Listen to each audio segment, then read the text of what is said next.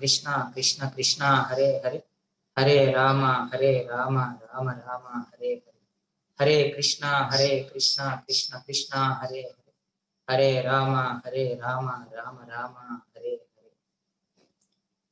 ओम नमो भगवते वासुदेवाय।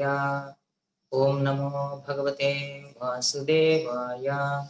ओम नमो भगवते वासुदेवाय। नारायणं नमस्कृत्य नरं चैव नरोत्तमं देवीं सरस्वतीं व्यासं ततो जयामुदीरयेत्।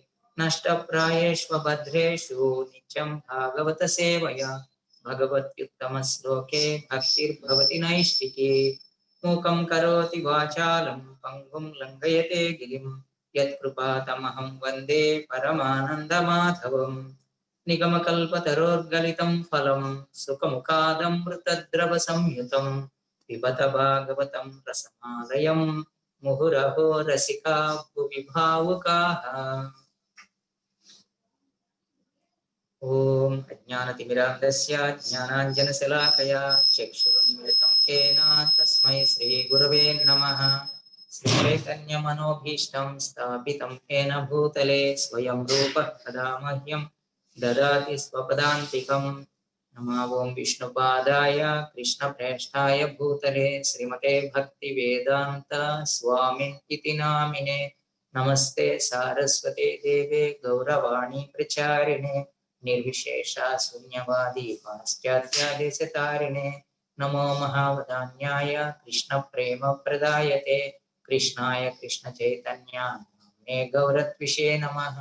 नमो ब्रह्मण्य देवाय गोब्राह्मणहिताय च जगद्हिताय कृष्णाय गोविन्दाय नमो नमः। हे कृष्णा करुणा सिन्धो दीनबन्धो जगत्पते गोपेश गोपिका कान्ता राधा कान्ता नमोऽस्तुते। तप्त काञ्चन गौरांगी राधे वृन्दावनेश्वरी वृषभानुसुते देवी नमामि हरिप्रिये। वाञ्छाकल्पतरुभ्यश्च कृपा सिन्धुभ्य एव च पतितानां पावनेभ्यो वैष्णवेभ्यो नमो नमः। जय श्री कृष्ण चैतन्य प्रभु नित्यानंद श्री अद्वैत गदाधर श्रीवासादि गौर भक्तवृंद। हरे कृष्णा कृष्ण कृष्ण हरे हरे हरे राम राम राम हरे हरे।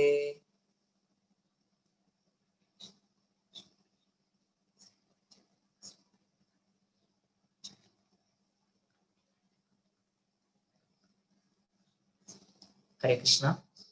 ఈరోజు ఈ సాయంత్రం శ్రీమద్ భాగవత ప్రవచనానికి విచ్చేసినటువంటి భక్తులందరికీ ముందుగా పాదాభివందనం. ఈరోజు మనం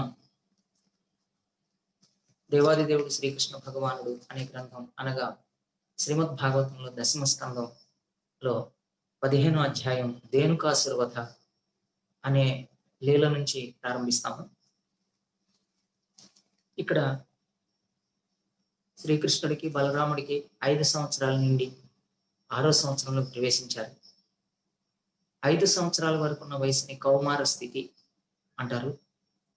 అక్కడ నుంచి 6 సంవత్సరం నుంచి 10 సంవత్సరాల వయసు దాకా పౌగండ స్థితి, పౌగండ అవస్థ అంటారు.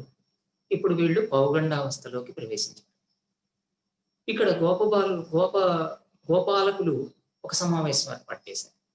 ఈ సమావేశం ఉద్దేశం ఏంటంటే పౌగండ అవస్థకి వచ్చినటువంటి గోపబాలురందరికీ ఆవులని కాచే పని ఇవ్వాలి అని అక్కడ నిర్ణయించారు. అంటే 5 సంవత్సరాలలోపు పిల్లలకి దూడల్ని మాత్రమే కాసే పనిస్తారు. 5 సంవత్సరాలు, కనీసం 5 సంవత్సరాల నుండి 6 సంవత్సరాలు వస్తేనే అప్పుడు ఆవుల్ని కాయటానికి నియమిస్తారు. ఈ రకంగా కృష్ణ బాలరాములు ఇద్దరికీ కూడా ఆవుల్ని కాసేటువంటి పని అప్పచెప్పబడింది. ఇక ఈ విధంగా వీళ్ళు ప్రతిరోజు ఆవుల్ని మేపే పని మీద బృందావనంలోని పచ్చిక బయళ్ళకి వెళ్ళొస్తున్నారు. ఆ విధంగా తమ అడుగు చిన్నెలతో బృందావన ప్రాంతం అంతా కూడా తమ పాద స్పర్శతోటి పునీతం చేసేస్తున్నారు, పవిత్రమైపోతుంది అదంతా. ఇక వీళ్ళు ఎలా వెళ్తారంటే కృష్ణుడు, బలరాముడు, తన తోటి మిత్రులు తోడు రాగా వీళ్ళు వేణువులు ఉంటాయి, ఈ వేణువులు ఊదుకుంటూ చక్కగా వెళ్తారు. ఇక బృందావనం ఎలా ఉంది అంటే ఎప్పుడు కళకళలాడుతూ పచ్చగా ఉంటుంది అన్నమాట బృందావనం. భగవంతుడు ఎక్కడ ఉంటే అక్కడ పచ్చదనం ఉంటుంది కదా, అంత శుభంగా ఉంటుంది. కాబట్టి ఇక్కడ కూడా ఎట్లా ఉంది, పుష్పభరితంగాను ఫలభరితంగాను, అక్కడ కూరగాయలు కూడా సమృద్ధిగా ఉన్నాయి. ఇంకా గోవులకు కావాల్సిన పచ్చిక సమృద్ధిగా దొరుకుతుంది అన్నమాట. అట్లా అటువంటి పరిస్థితుల్లో బృందావనం ఉంది. ఇంకా బృందావనం ఎలా ఉంది అంటున్నారంటే ఇక్కడ ఒక భక్తుడి మనస్సులాగా ఉంది, స్వచ్ఛంగా. అంటే భక్తుడి మనస్సు కలుషితాలు లేకుండా, కల్మషాలు లేకుండా పవిత్రంగా స్వచ్ఛంగా ఉంటుంది. ఆ విధంగా ఉంది బృందావనం వాతావరణం కూడా. ఇక్కడ పక్షులు కిలకిల రావాలు చేస్తున్నాయి. ఇంకా బాటసారులు అలసిపోయినప్పుడు వాళ్ళ అలసటను తీర్చే విధంగా దివ్యమైనటువంటి జలాలు ఉన్నటువంటి సరోవరాలు, కొలంలు అక్కడ అనేకం ఉన్నాయి అన్నమాట. ఈరోజు కూడా బృందావనంలో ఆ విధంగానే అనేక కొలనులు ఉన్నాయి. ఈ కొలనులన్నింటిలో కూడా రాధాకృష్ణుడు విహరించడం జరిగింది. అందుకని వాటికి అంత దివ్యత్వం ఉంది. ఇక కృష్ణుడు ఈ అడవిలోకి ప్రవేశించి ఈ వాతావరణం చూసి చాలా ఆనందించాడు. అంటే ఇంతవరకు వాళ్ళు కౌమారావస్థలో ఉన్నప్పుడు దూడల్ని మాత్రమే కాస్తూ కొంత దూరమే వెళ్ళేవాళ్ళు ఈ అడవిలోకి. ఇప్పుడు గోవుల్ని తీసుకొని వెళ్తున్నారు కాబట్టి ఇంకా దూరం, ఆ ఇంతకు ముందున్న హద్దులు దాటి ఇంకా దూరం వెళ్ళిపోతున్నారు. ఇప్పుడు కొత్త కొత్త ప్రాంతాలన్నీ అక్కడ చూస్తున్నారు. అక్కడ చెట్లు ఎలా ఉన్నాయంటే ఫలాలతోటి నిండి, ఆ బరువుతోటి ఆ వాటి శాఖలు, కొమ్మలు కిందకి వంగిపోయి వస్తున్న భగవంతుడి యొక్క పాదాల దగ్గరికి ప్రణామం చేస్తున్నట్టుగా ఉన్నాయన్నమాట. అవి చూసి కృష్ణుడు ఎంతో ఆనందించాడు అనమాట. వాటి ప్రవర్తన అంటే ఒక వినయ విధేయతలు ఉన్నటువంటి వ్యక్తి యొక్క ప్రవర్తన ఎట్లా ఉంటుంది, గొప్పవారు వచ్చినప్పుడు ఆయన వారికి తగి మర్యాద చేస్తారు, ప్రణామం చేస్తారు. మనం కూడా చూడండి, మన గురువు గాని భగవంతుడు గాని ఉన్నప్పుడు అక్కడ మనం సాష్టాంగ దండ ప్రణామం చేస్తాం. ఈ విధంగా ఉంటాం. ఎవరైతే అట్లా వినయ విధేయతలు లేకుండా ఉంటారో వాళ్ళు మామూలుగానే ఉంటారు, దండ ప్రణామం చేయగలరు. ఇక్కడ చెట్లు చేస్తున్నాయి ఆ దండ ప్రణామాలు.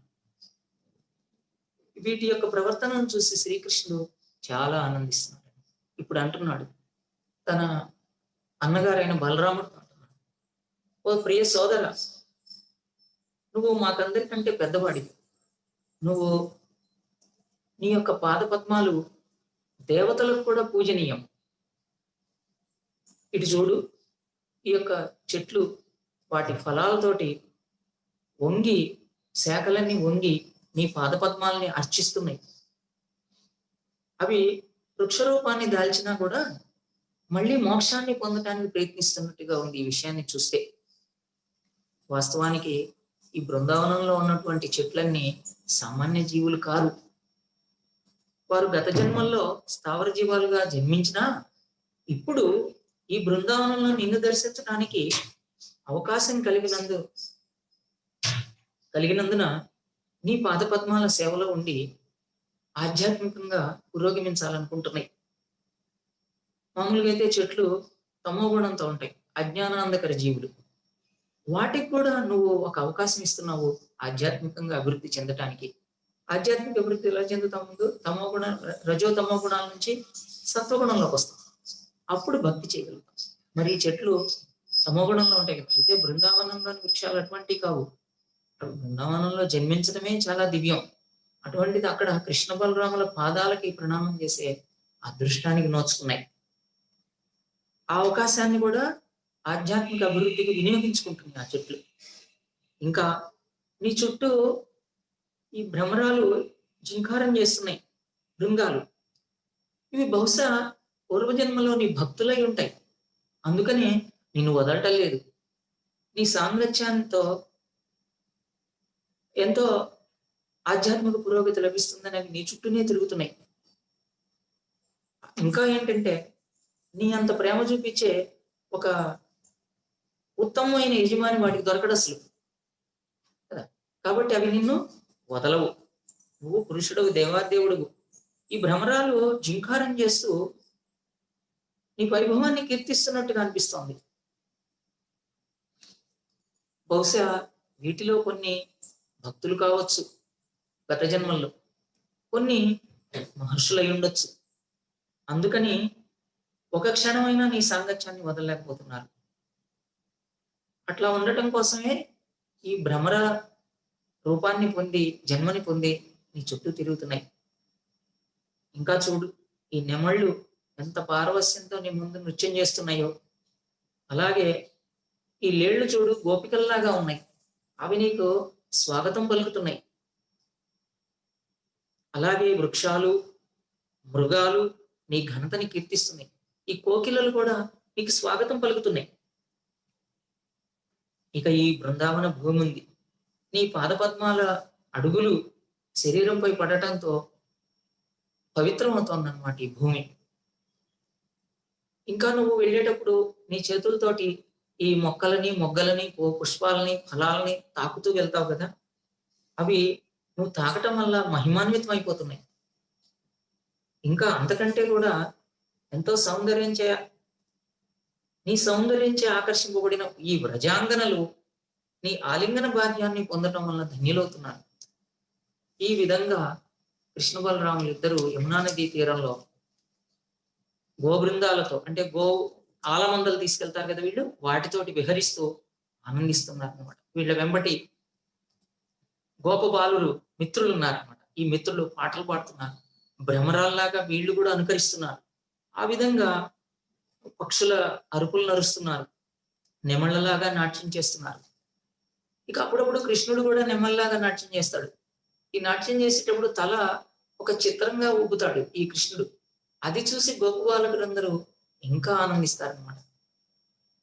ఇదే పరిస్థితి మనము శ్రీ చైతన్య మహాప్రభు బృందావనాన్ని సందర్శించినప్పుడు కూడా ఉంటుంది.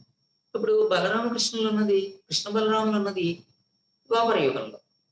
అప్పుడు స్వయంగా భగవంతుడు అక్కడ తిరిగినప్పుడు అక్కడ బృందావన వాతావరణంలో నుండి జీవులు, వృక్షాలు, ఇంకా పక్షులు, అటువంటివన్నీ కూడా వాటి స్పందన ఏ విధంగా ఉందో ఇప్పుడు చూసాం కదా. బృందావన వాతావరణం ఎంత బాగుందో. అలాగే శ్రీ చైతన్య మహాప్రభువు ఆయన పూరిలో ఉండేవాళ్ళు. పూరి నుండి బృందావనానికి వచ్చినప్పుడు ఇదే పరిస్థితి నెలకొన్నది. ఆయన బృందావనంలో అడుగు పెట్టగానే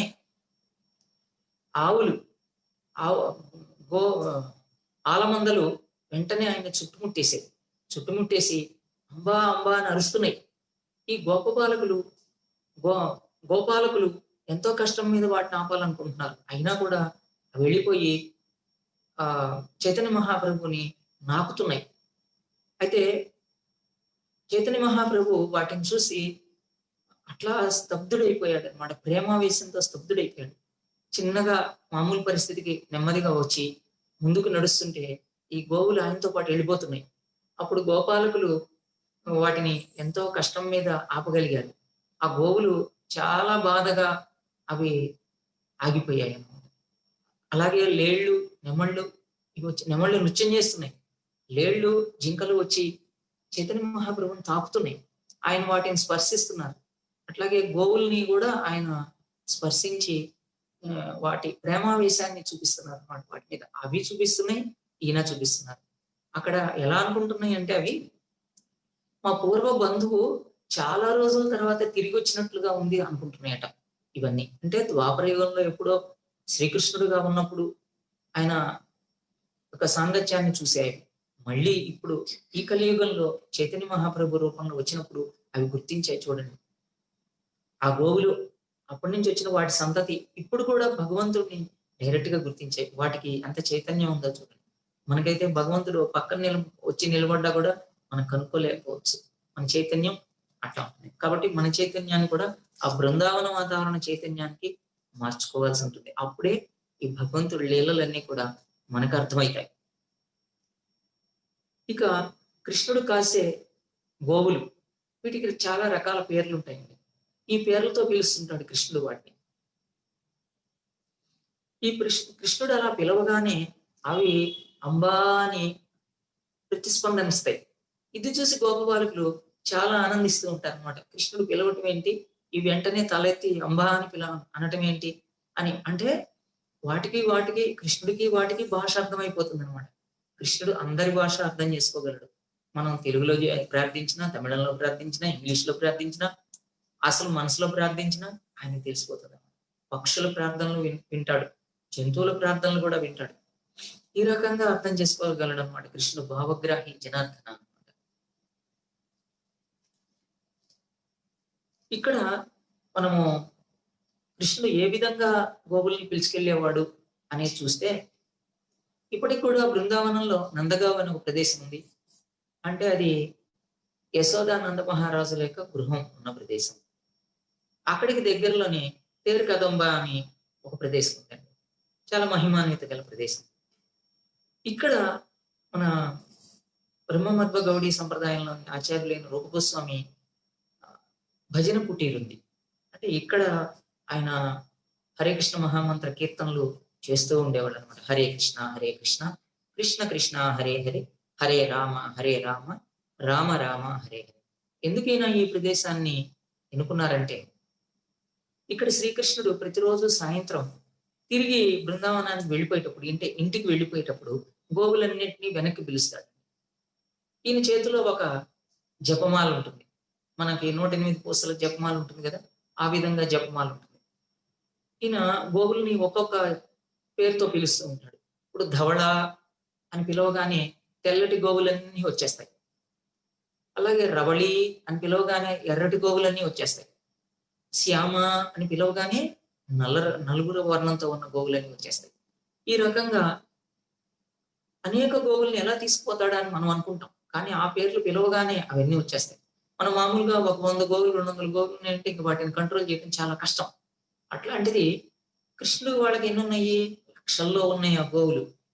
గోపబాలు ఉన్నారు, కృష్ణుడు ఉన్నాడు, వాటితో పాటు గోవులు చాలా ఉన్నాయి. మరి అన్ని ఈ ఒక గోవు కూడా తప్పిపోకుండా అన్నిటినీ తీసుకెళ్తాడనమాట. అక్కడుండి ఈ సాయంత్రం పూట ఈ జపమాలతో ఒక పేరు పిలవటం, ఒక పూస జరపటం, మళ్ళీ రెండో పేరు పిలవటం, ఒక పూస జరపటం, ఈ విధంగా గోవులన్నింటినీ పిలుస్తాడు. ఇది చాలా అద్భుతంగా ఉంటుంది. పైనుంచి దేవతలు కూడా చూస్తుంటారు, ఈ విషయాన్ని వింతని చూస్తూ ఉంటారు. అందుకని ఇటువంటి ప్రదేశం మహిమాన్విత ప్రదేశం అని రూపగోస్వామి వారు అక్కడ భజన కుటీరు ఏర్పాటు చేసుకున్నారు అనమాట. చాలా బాగుంటుంది. ఇక కృష్ణుడు ఈ గోవుల్ని తోలుకెళ్ళేటప్పుడు ఎలా ఉంటుందంటే, తెల్లటి గోవులన్నీ కృష్ణుడికి ఒక పక్కన ఉంటాయి, మిగిలిన నల్లటి గోవులన్నీ ఒక పక్కన ఉంటాయి. ఏ రంగు ఆ రంగు వెళ్తూ ఉంటాయి అనమాట. ఈ తెల్లటి గోవులన్నీ పోతుంటే పాలు ప్రవహిస్తున్నాయా అన్నట్టుంటుంది. పైనుంచి చూసే దేవతలకి పాలు ప్రవహిస్తున్నాయా అన్నట్టుంటుంది. ఇటుపక్క నల్లటి గోవులన్నీ వెళ్తుంటే నల్లటి యమునా నది ఏమన్నా ప్రవహిస్తుందా, ఇక్కడ కూడా ఒక పాయ వచ్చిందా అని అనిపిస్తుంది. మధ్యలోనేమో కృష్ణుడు ఉంటాడు. ఈ కృష్ణుడికి జుట్టంతా రేగిపోయి ఉంటుంది. ఈ గోవులు నడుస్తూ ఉంటే వాటి పాద ధూళి తుమ్ము పైకి లేస్తుంది. ఆ దుమ్ము ఎర్రగా ఉంటుంది అన్నమాట. అది తలంతా జుట్టంతా పడుతుంది. జుట్టంతా పడి ఒక రకంగా ఏదో రంగు వేసినట్టు ఉంటుంది అనమాట, అంతా పరుచుకున్నట్టు. పైనుంచి చూసేటప్పుడు కృష్ణుడు ఈ గోధూళి పడిన జుట్టంతా విరబోసుకొని వెళ్తూ ఉంటాడు. అటేమో పాల వెల్లువలాగా తెల్ల గోవులు, ఇటేమో యమునా నది ప్రవహిస్తున్నట్టుగా నల్లటి గోవులు ఇట్లా వెళ్తుంటాయి. చాలా ఆనందంగా ఉంటుంది. అందుకని ఎక్కడెక్కడ భగవంతుడు లీలలు చేస్తూ ఉంటాడో అవన్నీ అద్భుతాలు కాబట్టి అక్కడ దేవతలు వాటిని చూడటానికి సిద్ధంగా ఉంటారన్నమాట. ఇక ఈ విధంగా ఈ ఆవుల్ని పిలుచుకెళ్తూ ఉంటే ఈ దృశ్యాన్ని చూసి గోపబాలురందరూ ఆశ్చర్యంగా చూస్తుంటారు, ఆనందంగా చూస్తుంటారు. ఇక్కడ గోపబాలు పక్షులు అరిచినట్టు వాళ్ళు అరుస్తుంటారు, నెమళ్ళు నాట్యం చేసినట్టు వాళ్ళు నాట్యం చేస్తుంటారు, పాటలు పాడుతుంటారు, ఈ విధంగా ఆనందిస్తుంటారు. అప్పుడప్పుడు ఒక్కోసారి పశువులు సింహమో పులో గర్జన వినిపించింది అనుకోండి, వాటికి భయంతో పరిగెత్తుతుంటాయి. అట్లా వీళ్ళు కూడా పరిగెత్తుతుంటారు, నటిస్తుంటారు అనమాట. ఆ రకంగా ఆటలాడుకుంటూ ఉంటారు. ఇంతలోనే అలా పరిగెత్తి పరిగెత్తి అలసట వస్తుంది వాడికి.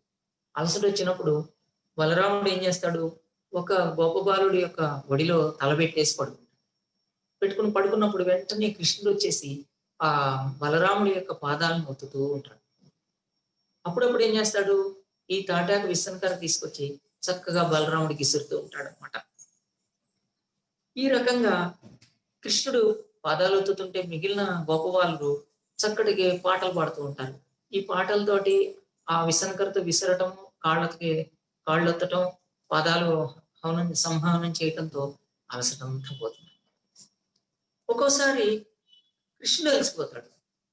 కృష్ణుడు అలసిపోయినప్పుడు ఒక చెట్టు మాను కిందకి వెళ్ళిపోతాడు. వెళ్ళి అక్కడ కూర్చుంటాడు. లేకపోతే తను ఒక గోపబాలుడి ఒడిలో తలపెట్టుకొని పడుకుంటాడు. అప్పుడు ఇంకొక గోపబాలకుడు ఎవరైనా వచ్చి కృష్ణుడికి కాళ్ళు పడుతూ ఉంటారు, పిసుకుతూ ఉంటారు. అట్లాగే వాళ్ళు పాటలు పాడుతూ ఉంటారు. అప్పుడప్పుడు వాళ్ళు ఆటలాడుతూ ఉంటారు. ఆటలు ఆడినప్పుడు కృష్ణుడు వెళ్ళి వాళ్ళ చేయి పట్టుకొని నువ్వు చాలా బాగా ఆడావు అని చెప్పి వాళ్ళని పొగుడుతూ ఉంటాడు. ఈ రకంగా సాగుతుంటుందండి ఇక్కడ. అయితే భగవంతుడి యొక్క పాదసేవ చేయటం, ఆ అదృష్టం కలగటం ఎవరికి కలుగుతుందండి? లక్ష్మీదేవికే ఎంతో తపస్సు చేస్తే గాని ఆ భగవంతుడి పాదాలు సేవ చేసుకునే అదృష్ట భాగ్యం. అటువంటి అదృష్ట భాగ్యం ఇక్కడ గోపబాలులకు కలుగుతా ఉందండి. ఈ విధంగా వాళ్ళు గోవులు కాయటం జరుగుతుంది.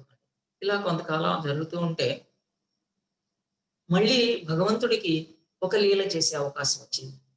అంటే ఆయన ఎన్నో లీలలు చేస్తుంటాడు. ఇప్పుడు మళ్ళీ ఒక అవకాశం వచ్చింది. ఏంటంటే అది కృష్ణుడి మిత్రులు ఉన్నారు. వాళ్ళెవరు? శ్రీధాముడు, సుబలుడు, స్తోక కృష్ణుడు అనేవాళ్ళు ఉన్నారు. వీళ్ళు కృష్ణ బాలరాములతో ఈ విధంగా అంటున్నారు. ఓ బలరామ, నువ్వు చాలా శక్తిమంతుడివి, నీ బాహువులు చాలా బలమైనవి.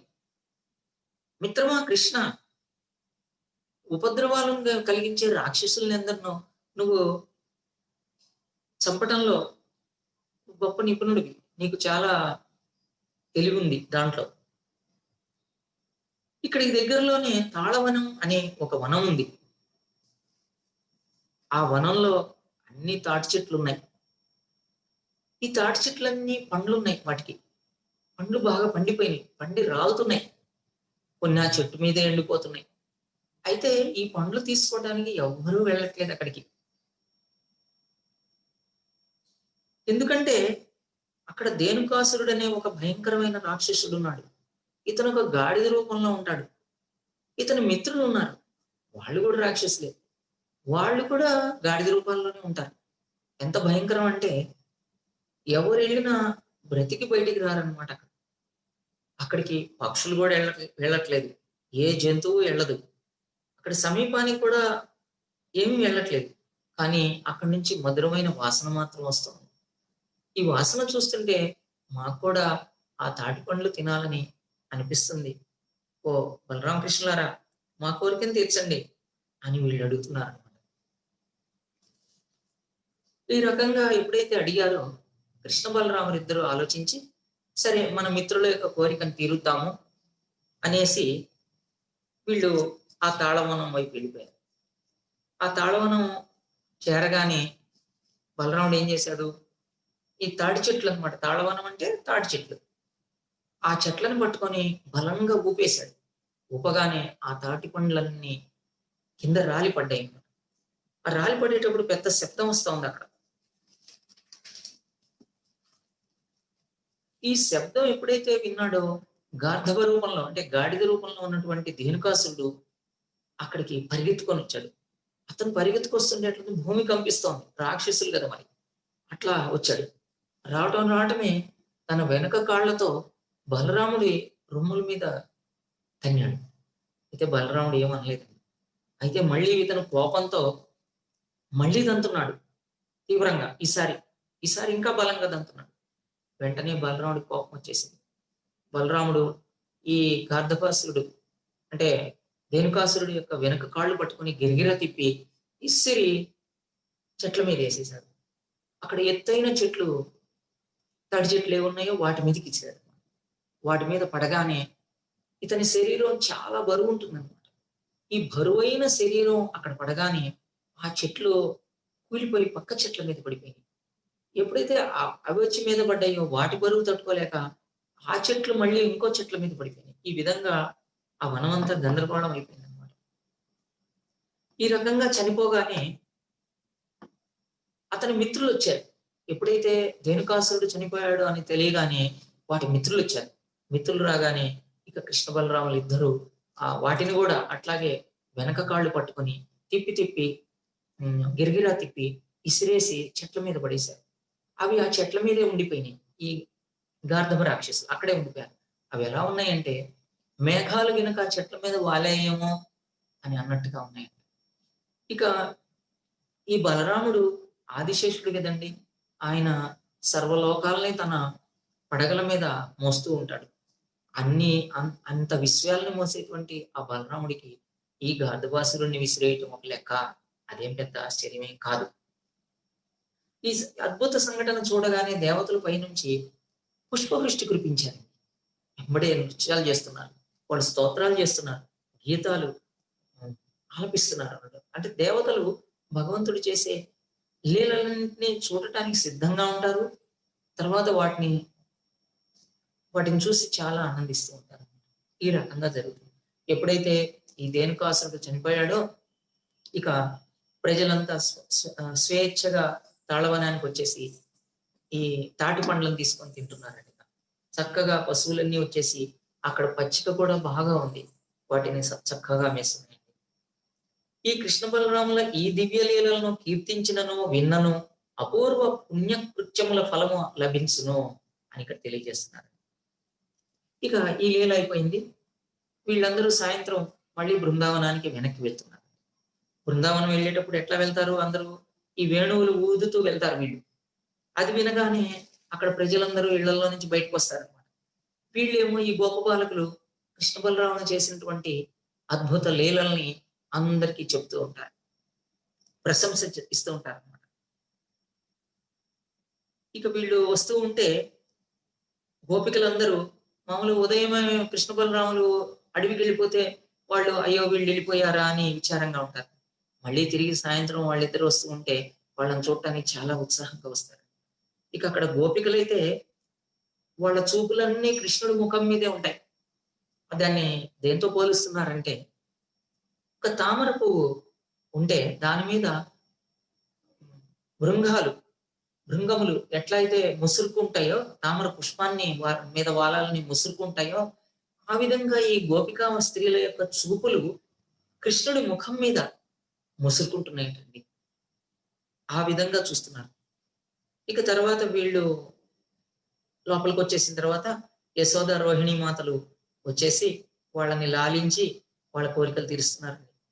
వాళ్ళని ముద్దాడి వాళ్ళని ఆశీర్వదిస్తున్నారు. వాళ్ళకి చక్కగా స్నానాలు చేయించి మంచి బట్టలు వేసేసి వస్త్రాలు అట్లాగే ఆభరణాలు పూలదండలు అవేసి వాళ్ళకి ఉల్లాసాన్ని కలిగించారు. ఆ తర్వాత వాళ్ళు కోరిన భక్ష్యాలు భోజనాలు పెట్టేశారు. ఆ తర్వాత వాళ్ళు తిని పడుకునేటప్పుడు వీళ్ళు వాళ్ళ లీలల్ని గానం చేస్తున్నారండి. రోహిణి మాతను యశోద మాత గానం చేస్తున్నారు. ఈ విధంగా వాళ్ళని నిద్రపరుస్తున్నారు. చాలా ఆనందంగా వాళ్ళకి రోజులు గడిచిపోతున్నాయి. ఒక్కొక్కసారి కృష్ణుడు ఏం చేస్తాడంటే బలరాముడును గోపబాలకులతో కలిసి వెళ్తాడు గోవుల్ని కాయటానికి బృందారణ్యానికి. ఒక్కొక్కసారి బలరాముడు లేకుండా వెళ్తాడు. ఇట్లా జరుగుతుంటే ఎండాకాలం వచ్చేసిందండి. ఎండాకాలం రాగానే కొంచెం వీళ్ళకి ఆవులకి గోపబాలకులకి దప్పికనిపించింది బాగా. దప్పికనిపిస్తే దగ్గరలో ఉన్న యమునా నదిలో నీళ్లు తాగారండి వీళ్ళందరూ. ఆ యమునా నదిలో నీళ్లు తాగారు. కానీ అక్కడ యమునా నది అంతా కాళీయుడు అనే ఒక పెద్ద సర్పంతోటి విషంతో నిండున్నాయండి. ఎప్పుడైతే వీళ్ళు నీళ్లు తాగారో హఠాత్తుగా భూమిపై ఇక చనిపోయినట్టుగా పడిపోయారండి అందరూ. అయితే మళ్ళీ కృష్ణుడి యొక్క వీక్షణం వలన వాళ్ళందరూ తేరుకున్నారు. మళ్ళీ చైతన్యాన్ని పొందారు. వాళ్ళకి అర్థమైంది, మనం ఈ యమునలో నీళ్లు తాగాము, ఏదో ప్రమాదం ఉంది, దానివల్ల పడిపోయాము మనం. మళ్ళీ కృష్ణుడి యొక్క చూపు వలన మనం అందరం తిరిగి బ్రతికాము అని యోగేశ్వరుడుగా విఖ్యాతుడైన కృష్ణుని యోగశక్తిని వాళ్ళు తెలుసుకున్నారు. ఇది ఎందుకు ఇలా జరిగింది అని అంటే కృష్ణుడికి తెలుసండి. ఇక్కడ ఈ మడుగులో కాళీయుడు అనే ఒక సర్పం ఉన్నాడని, దాని వలన అంత విషపూరితం అయిపోయిందని గోవులు గోపబాలురు మరి అక్కడ ఆ నీళ్లతోటి చాలా ప్రమాదంగా ఉంది వాళ్ళకని, ఆ చుట్టుపక్కల చెట్లు కూడా ఏవి బ్రతికినవి లేవన్నమాట. పక్షులు కూడా అక్కడ నీళ్ళ మీద ఎగిరితే ఆ వేడి విషపు ఆవిర్లకి వెంటనే ఆ పక్షులు చనిపోతున్నాయి. ఇది యమునా నది ఇలా ఉంది ఏంటండి అని మనకు అనిపించొచ్చు. యమునా నది చాలా పాయలుగా ప్రవహిస్తుంటుంది. ఒక చోట ఒక సరస్సులాగా ఉండి అక్కడి నుంచి ప్రవహిస్తుంటుందన్నమాట యమున. అందుకని దాన్ని యమునా హ్రదం అంటారు. లేదా కాళీయ హ్రదం అని కూడా అంటారనమాట. కాళీయుడనే సర్పం ఉంటున్నాడు కాబట్టి కాళీయ హ్రదం అని కూడా అంటున్నారు. ఈ విధంగా కృష్ణుడు ఏమనుకున్నాడు, ఇక్కడ ఈ కాళీయుడిని ఇక్కడి నుంచి పంపించేయాలి అనుకోని ఈ లీల చేశాడండి. ఇప్పుడు కృష్ణుడి యొక్క ఉద్దేశం కాళీయుడిని అక్కడి నుంచి పంపించేసేయాలి. సుఖదేవ్ గోస్వామి పరీక్షిత్ మహారాజుకి ఇదంతా ఈ లీలలు చెప్తూ ఈ కాళీ వృత్తాంతం ఇట్లా కాళీయుడిని పంపించేశాడు కృష్ణుడు అని చెప్పారు. అయితే ఎంబడే పరీక్షిత్ మహారాజు ఆయనకి కృష్ణ కథలు వినటం చాలా ఆసక్తి అన్నమాట. భక్తి భావంలో మనకి భక్తిలో అంగాలు ఉంటాయి. 9 రకాల అంగాలు ఉంటాయి. అందులో ఆసక్తి అని ఉంటుంది. అవి వినాలి ఇంకా, వినాలి ఇంకా అనే ఆసక్తి. కృష్ణుడి గురించి ఇంకా తెలుసుకోవాలి, ఇంకా ఆయన దగ్గరికి వెళ్ళాలని ఆసక్తి ఉంటుంది. అటువంటి ఆసక్తిని ఇక్కడ పరీక్షిత్ మహారాజు ప్రదర్శించి కృష్ణుడు ఏ విధంగా ఆ ఈ యొక్క కాళీ సర్పాన్ని పంపించేశాడు. కొన్ని యుగాలుగా ఉంటున్నాడు కదా కాళీయుడు, ఆ కాళీ మడుగులో, కాళింది మడుగులో అని అంటున్నాడు. అయితే ఇక్కడ ప్రస్తుతము మనం బృందావనంలో చూసినట్టయితే ఇక్కడ యమున అనేది అక్కడ పారట్లేదండి. అది వెనక్కి వెళ్ళిపోయింది. ఇప్పుడు అక్కడ మామూలు రోడ్లు ఉన్నాయి. అయితే అక్కడ ఒక చిన్న కొలంలాగా వాళ్ళు ఏర్పాటు చేశారనమాట గుర్తు కోసం. అక్కడ ఈ కాళీమర్దనం అనే లీల జరిగింది అని తెలియటానికి అక్కడ ఏర్పాటు చేశారు. అక్కడ ఒక చెట్టు ఉంది ఆ పక్కనే. అది కదంబ వృక్షం. ఈ కాళింది మడుగుకి చుట్టుపక్కల చెట్లు కూడా ఏమీ బ్రతికిలేవు. ఈ చెట్టు మాత్రమే ఉందండి. ఈ చెట్టు ఒక్కటే ఉంది. ఇది మామూలుగా ఈ కదంబ వృక్షము బృందావనంలో మాత్రమే ఉంటుంది. పసుపు రంగులో ఉండే గుండ్రని పూలను పూస్తుంటాయండి. ఇక ఈ చెట్టు మీదకి ఎక్కాడండి కృష్ణుడు. నడుముకి బిగించేసి ఇక విషయంలో ఉన్నటువంటి ఆ నదీ జలాల్లోకి దిగేశాడు. ఎందుకో తన మిత్రుడు తనకిష్టమైన గోవులు ఆ నీళ్లను దాగి ప్రమాదంలో పడిపోయినాయి. అవి స్పృహ తప్పి పడిపోయి చనిపోయిన పరిస్థితి అయిపోయింది అనమాట. మళ్ళీ తను బతికించాల్సి వచ్చింది వాటిని. ఈ ఒక్క చెట్టు ఒక్కటే చనిపోకుండా ఉందండి ఇక్కడ. కృష్ణుడు ఎప్పుడైతే ఎక్కాడో ఆయన యొక్క పాద స్పర్శతోటి తిరిగి అదంతా కూడా చిగురించింది. దీనికే ఇంకొంతమంది వైష్ణవులు ఏమని చెప్తున్నారంటే భాగవతులు, ఒకప్పుడు గరుడు తను భవిష్యత్తులో ఈ వృక్షం మీద శ్రీకృష్ణుడు ఎక్కి అక్కడి నుంచి కాళీ మడుగులోకి దూకుతాడు, కాళీ సర్పాన్ని వధించడానికి అదే మర్దన చేయటానికి అని తెలిసిన వాడయ్యి భవిష్యత్తు ముందే తెలుసు అనమాట గరుత్మంతుడికి. దాని మీద అమృతాన్ని చిలికించాడు. అందువలన కూడా ఆ ఒక్క చెట్టే అక్కడ బతికుందని చెప్పబడతాం. ఇక కృష్ణుడు పైనుంచి దూకగానే ఎట్లా ఉందంటే అక్కడ ఒక పెద్ద వస్తువు ఏదో నదిలో పడితే నీళ్ళన్నీ అటు ఇటు లేచినట్టుగా అనిపిస్తుంది. నీళ్లు లేచి గట్లను ముంచేసింది. అంటే చూడటానికి కృష్ణుడేమో చిన్న బాలుడు, కానీ పెద్ద వస్తువు ఏదో నీళ్లలో పడినప్పుడు నీళ్లు గినక అటు ఇటు లేచి గట్లని ముంచేస్తాయో ఆ రకంగా ముంచేయటం కృష్ణుడి యొక్క బలానికి గుర్తు అని తెలియజేస్తున్నారు. ఇక కృష్ణుడు దాంట్లో దూకిన తర్వాత ఒక ఏనుగులాగా ఈదుతూ గట్టిగా అరిశాడండి. అంటే సింహగర్జన చేశాడు. ఇది కాళీయుడు విన్నాడండి. ఎప్పుడైతే కాళీయుడు విన్నాడో కాళీయుడికి చాలా కోపం వచ్చేసింది. ఇక తన స్థావరాన్ని ఎవరో ముట్టడి చేస్తున్నారని చెప్పి తెలుసుకొని కాళీయుడు వెంబడి అక్కడికి పరిగెత్తుకుంటూ వచ్చాడు. ఆ చుట్టుపక్కల పరిస్థితి ఎట్లా ఉంది? ఆ కాళింది మడుగు చుట్టూ బిలాలు ఉన్నాయి, అంటే గుంతల్లాగా. వాటిల్లో పెద్ద పెద్ద సర్పాలు ఉన్నాయి. ఈ కాళీయుడి యొక్క సంతానము, వాళ్ళ బంధువులు, ఆ రకంగా మొత్తం సర్పజాతి అంతా ఉంది. ఎవరు కూడా అక్కడికి వెళ్ళడానికి సాహసం చేయట్లేదు అనమాట. ఇప్పుడు శ్రీకృష్ణుడు సింహగర్జన చేశాడు. దాన్ని చూసి కాళీయుడి దగ్గరికి వచ్చాడండి. కాళీయుడు చూడగానే ఎంత చూడాలనిపిస్తుంది ఈ స్వామి, చూడాల్సిన వ్యక్తి ఈయన అని అనుకున్నాడట. ఎందుకు అలా అనుకున్నాడంటే శ్రీకృష్ణుని దేహము చాలా సుందరంగా ఉంది, సుకుమారంగా ఉంది. ఆయన దేహకాంతి నీలమేఘ ఛాయతో ఉంది. వివిధ ఆభరణాలు, ఆయన పాదాలు పద్మాల్లాగా ఉన్నాయి. ఆయన శ్రీవత్స లాంఛనాన్ని కలిగి ఉన్నాడు. వివిధ ఆభరణాలు ధరించున్నాడు, పీతాంబరంతో ఉన్నాడు, ఎంతో మందహాసంతో ఉన్నాడు, సుందర వదనంతో. అయితే ఇంత అందంగా ఉంది, చూడాలనిపించినా కూడా మళ్ళీ తన కోపాన్ని మాత్రం ఏం వదలలేదు కాళీయుడు. తన కోపంతో గబగబా వచ్చేసి కృష్ణుని చుట్టేశాడండి తన దేహంతో. చుట్టేసి గట్టిగా పట్టుకున్నాడు. పట్టుకోగానే ఈ ఒడ్డునున్నటువంటి గోపబాలకులు, గోవులు ఈ దృశ్యాన్ని చూశారండి. గోపబాలకులు చాలా బాధపడిపోయారు ఇక. ఎందుకంటే కృష్ణుణ్ణి అంత పెద్ద సర్పం, నల్లటి సర్పం వచ్చేసి చిన్న బాలకృష్ణుని చుట్టేస్తే ఇక కృష్ణుడు బయటపడటం చాలా కష్టము. మన ఆశలన్నీ ఆయనే, మన ప్రేమ అంతా ఆయనదే, ఆయన మీదే, మన ప్రాణము ఆ కృష్ణుడే, మన ఆస్తి ఆ కృష్ణుడే అని చాలా బాధపడి అట్లా భయంతో స్తంభించిపోయారు. గోవులు కూడా ఎట్లా ఉన్నాయంటే చాలా దుఃఖంతో ఉన్నాయి. ఆయన్ని చూస్తూ చాలా వ్యాకులతో కన్నీళ్లు కారుస్తున్నాయి అన్నమాట. అవి కూడా ఏం చేయలేమే, మనం ఏమీ సహాయపడలేమే కృష్ణుడికి అని చెప్పి చాలా దుఃఖంతో నిర్ఘాంతపోయి నిల్చున్నాయట ఆ ఎద్దులు కూడా అక్కడ. ఈలోపు బృందావనంలో ఏమైందంటే, ఇది ఇక్కడ యమునా హృదయం దగ్గర ఇట్లా జరుగుతుంది కదా, కాళీయుడు శ్రీకృష్ణుని చుట్టేశాడు కదా. ఇక్కడ బృందావనంలో ఏం జరుగుతుందంటే దుశ్శకునాలు కనిపిస్తున్నాయి అన్ని. అక్కడ భూమి కంపిస్తుంది, ఆకాశం నుండి ఉల్కలు రాలుతున్నాయి, ఇంకా పురుషుల శరీరాలు కంపిస్తున్నాయి. ఇక ఇది ఎట్లా ఉందంటే ఏదో భయంకరమైన ఆపదకి చిహ్నాల్లాగా ఉన్నాయి. ఈ దుశ్శకునాలు చూసి నందమహారాజు, ఇతర గోపాలకులు కూడా చాలా భయంతో వణికిపోయారండి.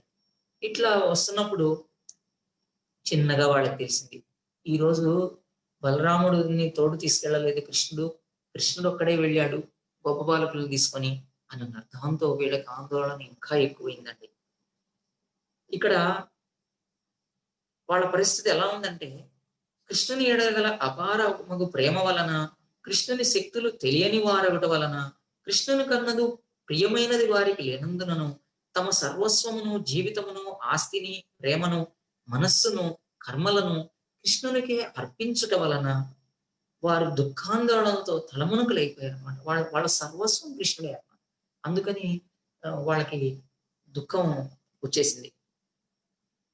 ఇది కృష్ణుడు బలరాముడు లేకుండానే వెళ్ళాడు, ఇక్కడేమో దుస్సంఘటనలు కనిపిస్తున్నాయి, ఏం జరిగి ఉంటుందో అని అలా అనుకుంటున్నారండి. ఇవాళ కృష్ణుడికి ఏదో అయింది అని చాలా బాధపడుతున్నారు. ఇక బృందావన వాసులు కృష్ణుడిని చూడటానికి బయలుదేరారు. ఈ కృష్ణుడి దగ్గరికి వెళ్ళాలని బయలుదేరారు. బయలుదేరుతూ ఎవరెవరు బయలుదేరారంటే పిల్లలు, వృద్ధులు, మరి మహిళలు, పశువులు, గోపస్త్రీలు, సకల జీవులు అన్నీ బయలుదేరారండి. అంటే కృష్ణుడే వాటికి జీవనాధారము, కృష్ణుడే వాళ్ళకి నమ్మకం కాబట్టి బయలుదేరారండి. ఇంత జరుగుతున్న బలరాముడు మాత్రం ఏం కంగారు పట్టలేదు. ఆయన మందహాసంతో అలా నిలబడి ఉన్నాడు. ఆయన ఏమనుకుంటున్నాడంటే, కృష్ణుడు ఎంత బలవంతుడో ఆయనకి తెలుసు. ఒక మామూలు సర్పంతో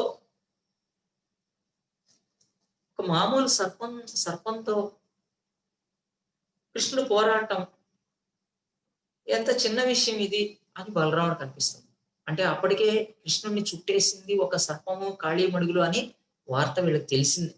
తెలియటం వల్ల ఇంకా ఆందోళన చెందుతున్నారు. కానీ బలరాముడు ఆందోళన చెందటం లేదండి. చిన్నగా వాళ్ళందరూ కృష్ణుడు యొక్క అడుగు జాడల్ని చూస్తూ వాటిని పట్టుకొని కృష్ణుడు ఎటువైపుగా వెళ్ళాడు అని అందరూ బయలుదేరారు. ఇక్కడ మనం ఒకటి గమనించాలి, కృష్ణుడు పాదముద్రలు తోటి ఈ బృందావన ప్రాంతం అంతా కూడా పునీతమై ఉంటుంది, పవిత్రమైపోయి ఉంటుంది. ఆ కృష్ణుడు పాదాలు మిగిలిన వాళ్ళ పాదాలకి భిన్నంగా ఉంటాయండి. దాంట్లో పాద ముద్రలు, శంఖ చక్ర గదలు, అక్కడ పద్మము అవి ఉంటాయండి. వాటికి ముద్రలు ఇంకా ఉంటాయి, 17-19 దాకా ఉంటాయి. అవి ఆ ముద్రలు కలిగి ఉంటాయి. ఇక్కడ బృందావనంలో మనం అనుకోవచ్చు, చాలా గోవులు తిరుగుతుంటాయి ఇక్కడ, అక్కడ చాలా మంది గోపబాలు వెళ్తుంటారు కదా, ఈ కృష్ణుడి పాద ముద్రలు ఎక్కడ ఉంటాయండి అవన్నీ అనిపించవచ్చు. కానీ కృష్ణుడు పాదముద్రల్ని ఎంత విలువగా చూసుకుంటారంటే వాళ్ళు, వాళ్ళు వెళ్తున్న గోవులు కూడా ఆ కృష్ణుడి పాదాల మీద అడుగులు వేయవంటండి. అవి చూసుకొని పక్క నుంచి వెళ్తాయి. కృష్ణుడి పాదముద్రల్ని అంత జాగ్రత్తగా రక్షిస్తూ ఉంటాయి అన్నమాట అవి. ఈ విధంగా రక్షిస్తూ జాగ్రత్తగా వెళ్తారు. అందుకని బృందావన వాసులు వచ్చేటప్పుడు కూడా ఈ కృష్ణుడి పాదముద్రల్ని తేలికగా కనుక్కొని దానెంబడే బయలుదేరి వచ్చారండి వీళ్ళు. ఇక్కడ పాదముద్రలు ఏమున్నాయంటే పతాక ధనుశంఖాది చిహ్నములు గల కృష్ణుని అడుగుజాడలను గుర్తించుచు చివరకు వారు యమునా తీరమునకు చేరేది. యమునా హృదంలో అక్కడ అప్పటికే కృష్ణుని చుట్టేసింది ఈ పాము కాళీయుడు. అక్కడ ఒడ్డున గోపబాలురు చాలా ఆందోళనగా చూస్తున్నారు. ఈ గోవులు చాలా ఖిన్న వదనంతో దుఃఖితులై ఉన్నాయి. వీళ్ళని చూసేటప్పటికి బృందావన వాసులకి ప్రాణాలు పై పోయినాయండి. ఇంకా భయం వేసేసింది వాళ్ళకి. ఎందుకంటే కృష్ణుడి మీద ప్రేమ ఆ విధంగా ఉంది అనమాట. ఒక పక్క కృష్ణుడి పరిస్థితి అలా ఉంది, ఇక్కడ గోవుల పరిస్థితి ఇలా ఉంది, గోపబాలు నిస్సహాయ స్థితిలో ఉన్నారు. ఇక వాళ్ళకి చాలా భయం వేసేసిందండి.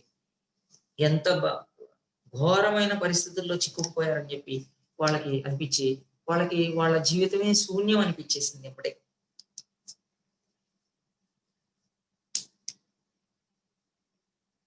ఇక ఈ రకంగా అనటం, ఈ రకంగా కృష్ణుడు లేకుండా లోకాలన్నీ శూన్యంగా ఉంటాయి అని ఎవరు కనిపిస్తాయో చైతన్య మహాప్రభు కూడా చెప్పారండి. ఎవరైతే కృష్ణుడు పూర్తి శరణాగతి చెందండి, కృష్ణుడే తమ సర్వస్వం అనుకునే వాళ్ళకి కృష్ణుడు లేకుండా వాళ్ళకి పూర్తిగా శూన్యంగా గోచిస్తుంది అనమాట.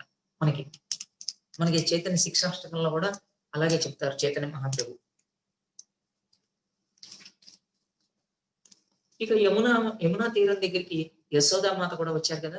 ఆమె ఆ జలాల్లోకి వెళ్ళిపోవాలని దూసుకొని వెళ్ళిపోతాం. కాకపోతే ఇతరులు అందరూ ఆమెని ఆపారండి. ఆమె మూర్చపోయింది. ఆమె కళ్ళెంబడి నుంచి దారులు కారుతున్నాయి. ఇక ఆమె మనసంతా కృష్ణుడి యొక్క ముఖం మీదే ఉండి అట్లా ఒక మృతి చెందిన వాళ్ళు ఎట్లా ఉంటారో అట్లా ఉందన్నమాట పరిస్థితి. ఇక వాళ్ళు ఏం చేస్తున్నారు, ఈ యొక్క యశోదకి స్మృతిలోకి రావటానికి చెవులో కృష్ణుడి యొక్క లీలలన్నింటినీ వివరిస్తున్నారు, చక్కగా గానం చేస్తున్నారు. ఆమెమో చూడటానికి మృతి చెందిన లాగానే ఉండిపోయింది. ఇక నందమహారాజు అతనితో పాటు వచ్చినటువంటి గోపాలకులు వాళ్ళు కూడా ఈ హృదంలోకి పరిగెత్తుకొని వెళ్ళి కృష్ణుని రక్షించాలని ప్రయత్నించాలని బయలుదేరుతున్నారండి. అయితే బలరాముడు వాళ్ళకి వచ్చి ఆపేశాడు. మీరేమీ వెళ్ళొద్దు, ఆయనకి ఏమి హాని కాదు అని వాళ్ళకి ధైర్యం చెప్పాడు. బలరాముడికి మాత్రమే తెలుసు ఈ విషయం, కృష్ణుడి యొక్క శక్తి. ఈ విధంగా కృష్ణుడు 2 గంటల పాటు కాళీయుడి బంధనంలో ఉన్నాడు. అయితే ఎప్పుడైతే బృందావన వాసులందరూ అక్కడికి వచ్చారో వాళ్ళందరూ ఎంతో దుఃఖంతో ఉన్నారు. అట్లాగే గోవులు గోపబాలకులు కూడా దుఃఖంతో ఉండి వారు ఏ స్థితిలో ఉన్నారంటే ఇంకా వాళ్ళు ప్రాణాలు వదలటానికి సిద్ధం. ఇక ఈ పరిస్థితిని తట్టుకోలేరు వాళ్ళు అన్న పరిస్థితిలో ఉండగా ఇట్లా చూసి తట్టుకోలేక వాళ్ళు మరణిస్తారేమో, దానివల్ల వాళ్ళకి మోక్షం కూడా కలగదు కదా అనే భయంతో కృష్ణుడు ఏం చేస్తున్నాడు, వెంటనే కాళీయుడి యొక్క బంధం నుంచి బయటపడాలనుకున్నాడు. తన శరీరాన్ని పెంచేశాడు కృష్ణుడు. పెంచగానే ఈ కాళీయుడు చుట్టుకొని ఉన్న కాళీయుడు కొంచెం తను కూడా గట్టిగా పట్టుకోలేక ఈ శరీరాన్ని కొంచెం సడలించాల్సి వచ్చింది అక్కడ. ఎప్పుడైతే అట్లా సడలించాడో ఇక కృష్ణుడు ఆ పట్టు నుండి విడిపించేసేసుకున్నాడు. కాళీయుడికి చాలా కోపం వచ్చేసింది. ఎట్లా ఉన్నాడంటే కాళీయుడు కళ్ళు నిప్పులు కప్పుతున్నాడు, నోట్లోంచి విష జ్వాలలు వస్తున్నాయి, ముఖం నుంచి మంటలు వస్తున్నాయి. ఈ పరిస్థితిలో ఉన్నాడు. అయితే కృష్ణుడిని చూసి ఒక క్షణం అట్లా ఊరుకున్నాడు కాళీయుడు కృష్ణుని చూసి. ఇక కృష్ణుడు వెంటనే ఈ కాళీయుడు చుట్టూ తిరుగుతున్నాడు, ఆ నదిలో ఈతున్నాడు అన్నమాట. ఈ యొక్క సర్పం కూడా వెంబడే తను కూడా వెంటనే కృష్ణుడి చుట్టూ తిరగడం మొదలు పెట్టాడు. కృష్ణుడు ఏమో దొరకట్లేదు. కృష్ణుని ఏ రకంగా పట్టుకొని కాటేయాలని కాళీయుడు పరిగెత్తుతున్నాడు. ఇట్లా ఈదుతూ ఉన్నారు ఇద్దరు. ఇది చివరికి కాళీయుడు అలసిపోయాడు. ఎప్పుడైతే కాళీయుడు అలసిపోయాడో గబుక్కన కృష్ణుడు ఆ సర్పం యొక్క పడగలను పట్టుకొని వంచేసి దాని మీదకి ఎక్కేశాడు. ఇక దాని మీద దూకాడు. ఎప్పుడైతే ఆ కాళీయుడి యొక్క పడగల మీదకి ఎక్కాడో, ఆ పడగల మీద రత్నాలున్నాయండి. ఆ రత్నాల కాంతి ఆ రత్నాల కాంతిలో ఎట్లా ఉందంటే ఎరుపు రంగులో ఉంది. ఆ ఎరుపు రంగు కాంతిలో కృష్ణుడి యొక్క పాదపద్మాలు ఎర్రగా అయిపోయినాయి. అవి కూడా ఎర్రగా కనిపిస్తున్నాయన్నమాట. రక్తవర్ణ రంజితములయిపోయినాయన్నమాట. ఇక అక్కడ ఈ పడగలు ఊగుతున్నాడండి కాళీయుడు. పడగలు ఊపుతున్నాడు ముందుకి వెనక్కి. కృష్ణుడు కూడా ఆ పడగల మీదే అట్లాగే ఉండి నాట్యం చేస్తున్నాడు. దీన్నే తాండవ నృత్యం అంటున్నారన్నమాట. ఈ ఈ యొక్క గొప్ప విషయాన్ని చూసి దేవతలు ఊర్ధ్వలోకం నుంచి పుష్పవృష్టి వృష్టి కురిపించారనమాట. గానం చేస్తున్నారు, దుందుబులు మోగిస్తున్నారు, వేణువులు ఊతున్నారు, స్తోత్రాలు చేస్తున్నారు.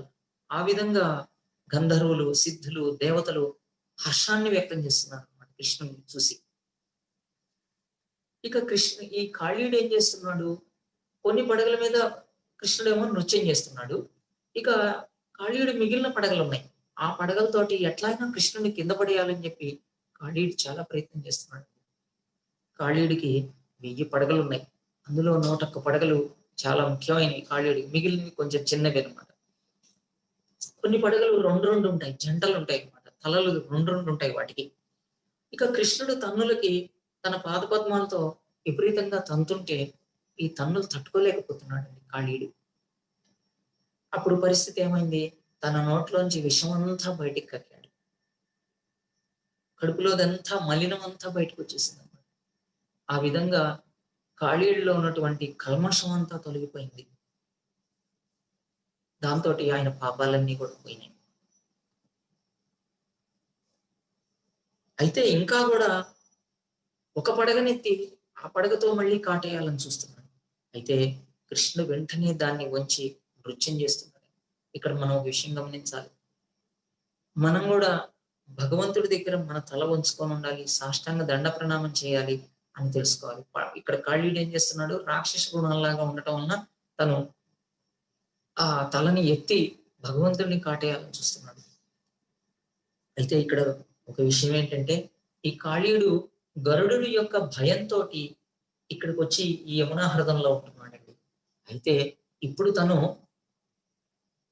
ఆ గరుడుని యజమాని అయిన గరుడుని కంటే కొన్ని వేల రెట్లు శక్తిమంతుడైన శ్రీకృష్ణుడిని ఎదుర్కొంటున్నాడు. ఒక గరుడున్నే ఎదుర్కోలేక భయపడి కాళీయుడు యమునా హృదంకొచ్చి దాక్కుంటే, ఆ గరుడుని యొక్క యజమాని అయినటువంటి అంటే గరుడు శ్రీకృష్ణుడు యొక్క దాసానుదాసుడు, సేవకుడు. అటువంటి సేవకుడి దెబ్బకే తట్టుకోలేకపోతుంటే, అనన్యమైన శక్తిని కలిగినటువంటి, అచింత్యమైన శక్తిని కలిగినటువంటి శ్రీకృష్ణుడిని డైరెక్ట్ గా ఎదుర్కొంటున్నాడండి. ఈ విధంగా తెలియదు. మూర్ఖులైన వాళ్ళు ఈ విధంగా చేస్తుంటారన్నమాట. మనం కూడా చాలా జాగ్రత్తగా ఉండాలి ఈ విషయంలో. భగవంతుడి దగ్గర మనం ఎప్పుడు కూడా సాష్టాంగ దండ ప్రణామం చేయాల్సి ఉంటుంది. అయితే ఇక కృష్ణుడి యొక్క తాడనాలకి తట్టుకోలేక ఈ రక్తం కక్కసాగాడు. అప్పటికే ఎలా కనిపిస్తున్నాడు? ఆయన ముఖం నుంచి నిప్పులు కురిపిస్తుంటే అవి అవి భగవంతుడి పట్ల ఆయన పుష్పాలతో పూజ చేస్తున్నట్టు కనిపిస్తుందట. ఇప్పుడు కాళీయుడికి విషం అయిపోయింది. రక్తం వచ్చేస్తుందండి. పూర్తిగా అలసిపోయాడు. అప్పుడు చివరికి గమనించాడు. ఈ శ్రీకృష్ణుడు దేవాది దేవుడైన శ్రీకృష్ణుడినా అని శరణాగతి భావానికి వచ్చేసాడండి. ఇప్పుడు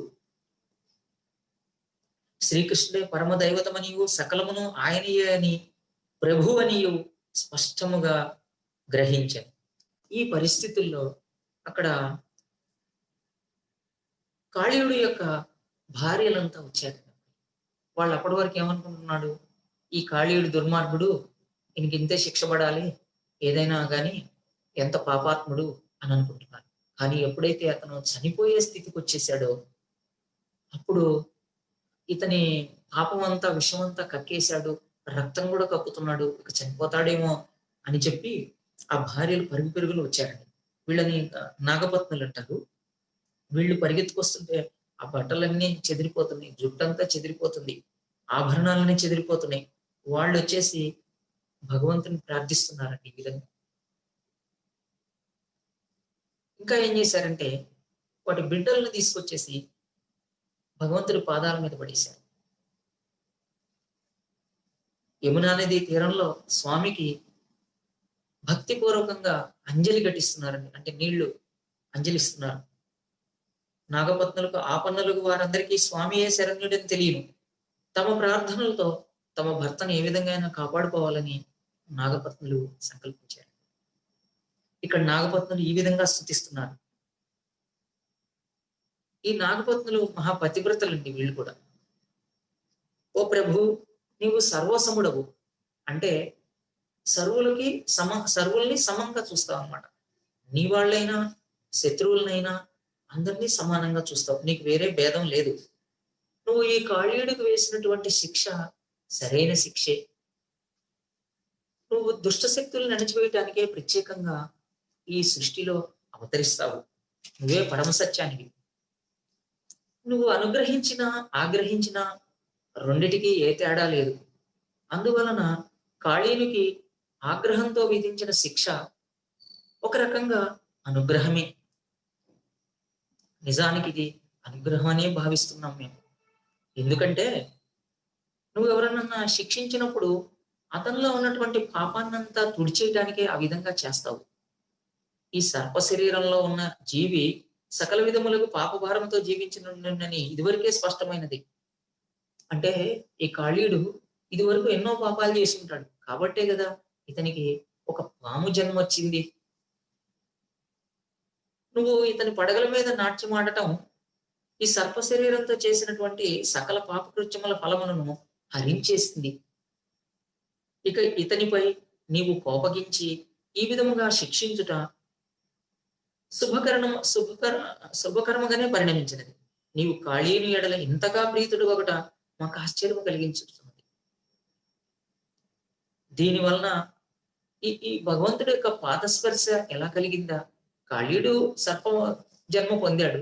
అయితే ఎంతో పాపం చేసి ఉంటాడు. దానివలన ఈ సర్ప జన్మ వచ్చింది. మరి భగవంతుడి యొక్క పాదస్పర్శ ఎలా కలిగింది? భగవంతుడి ఈ తలల మీద ఎలా నృత్యం చేయగలిగాడు? అంటే దానికి ఎంతో పుణ్యం ఉండాలి కదా. భగవంతుడి పాదాలని సేవించాలంటే లక్ష్మీదేవి కూడా ఎంతో గొప్ప తపస్సు చేయాల్సి వచ్చింది కదా. మరి ఎట్లా జరిగింది ఇది? ఎన్నో ధర్మ కార్యాలు చేసుంటాడు ఈ కాళీయుడు పూర్వజన్మల్లో అని అంటున్నారు. ఎన్నో వ్రతాలు చేసి ఉంటాడు, ఎన్నో తపస్సులు చేసి ఉంటాడు, ఎంతమందికో మేలు చేసి ఉంటాడు. ఆ విధంగా ఓ కృష్ణ, నీ యొక్క అనుగ్రహాన్ని పొందుంటాడు ఈ కాళీయుడు. లేకపోతే నీ పాదస్పర్శ ఏ విధంగా ఇతనికి లభ్యమవుతుంది? ఈ విధంగా పూర్వజన్మములందు భక్తియుక్తమైన సేవలో ధర్మకార్యాలు చేయక కృష్ణునితో అనుబంధమును పొందజాలరని నాగపత్నులు ధృవపరిచింది. అంటే ఎంతో పుణ్యం చేస్తే గాని కృష్ణుడి యొక్క సంబంధం మనకి రాదండి, కృష్ణుడి యొక్క సాంగత్యం మనకి రాదు అని నాగపత్నులు ధృవపరిచారు. శ్రీ చైతన్య మహాప్రభు కూడా శిక్షాష్టకంలో ఇలా చెప్తున్నారు. ప్రతి వ్యక్తి తాను ఒక గడ్డిపోచ కంటే తక్కువ అనే భావంతో ఇతరుల నుంచి గౌరవాన్ని ఆశించకుండా పరుల్ని గౌరవిస్తూ హరే కృష్ణ మంత్రాన్ని జపిస్తూ భక్తియుతమైన భగవత్ సేవ చేయాలన్నమాట. సేవ ఎలా చేయాలంటే ఇట్లా చెప్పారు. హరే కృష్ణ కృష్ణ కృష్ణ హరే హరే, హరే రామ రామ రామ హరే హరే.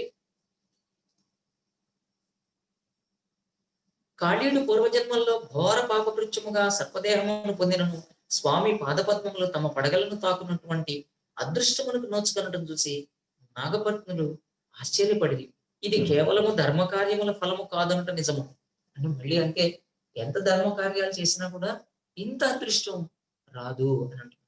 ఇక్కడ ఒక విచిత్రం ఏంటంటే మామూలుగా పుణ్యం చేస్తుంటే ఆ పుణ్య ఫలితం మనకు వస్తుంది, లేదా పాపం చేస్తుంటే ఆ పాప ఫలితం వస్తుంది.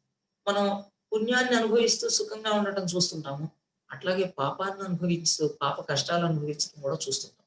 అయితే ఒకేసారి పుణ్యం పాపం అనుభవించటం ఎట్లా ఉంటుంది అనేది ఇక్కడ చూస్తున్నాం. ఈ కాళీయుడు తను చేసిన పాపం వలన తను ఇప్పుడు సర్పజన్మ వచ్చేసి తను ఈ విధంగా పడి ఉన్నాడు సర్పరూపంలో. అయితే అదే సమయంలో అతనికి ఉన్న పుణ్యం వలన భగవతుడు అనుగ్రహం కలిగి భగవంతుడి పాద స్పర్శని పొందగలిగాడు. ఇది ఎట్లా ఉంటుందంటే మనకి ప్రైమ్ మినిస్టర్ కానీ చీఫ్ మినిస్టర్ కానీ ఉన్నారంటే వాళ్ళకి పుణ్యం ఉంటుంది, దానివల్లనే వాళ్ళు అంత హోదాకి రాగలుగుతారు. అది అది పుణ్యం ఫలితం. అయితే అదే సమయంలో వాళ్ళకి ప్రాణభయం ఉంటుంది. చుట్టూ సెక్యూరిటీ గార్డులు గన్స్ తో కాపలా కాస్తుంటారు. వాళ్ళు ఏదన్నా తినాలన్నా కూడా భయమే. అది ఇంకొకళ్ళు ముందు తినాలన్నమాట. వాళ్ళు తింటే గాని ఏం కాలేదు అందులో అంటే వీళ్ళు తినాల్సొస్తుంది. ఈ విధంగా ఇది పాపం. అధికారంలోకి పదవిలోకి రావటం పుణ్యమైతే, ఈ రకంగా సెక్యూరిటీ గార్డ్‌ల మధ్య ఉండి భయంతో బిక్కుబిక్కుమంటం ఇది పాపం. ఒకేసారి పాప పుణ్యాల్ని అనుభవించడం ఇప్పుడు కూడా జరుగుతుంటదన్నమాట. ఇక్కడ ఈ యొక్క కాళీయుడి విషయంలో కూడా ఇదే జరిగింది.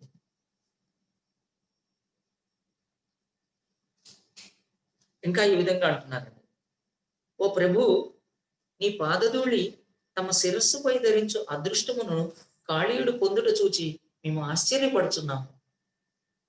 ఇట్టి భాగ్యము మహాయోగులకు మాత్రమే లభించును. భాగ్యాది దేవతయగు లక్ష్మియును నీ పాద పంకజ ధూళి ప్రసాదమును పొందుటకు ఘోరమైన తపస్సు చేయవలసి వచ్చింది. అట్టి స్థితిలో కాళీయుడు సులభముగా నీ పాదధూళిని తన శిరముపై ఎట్లు ధరింపగలిగాను.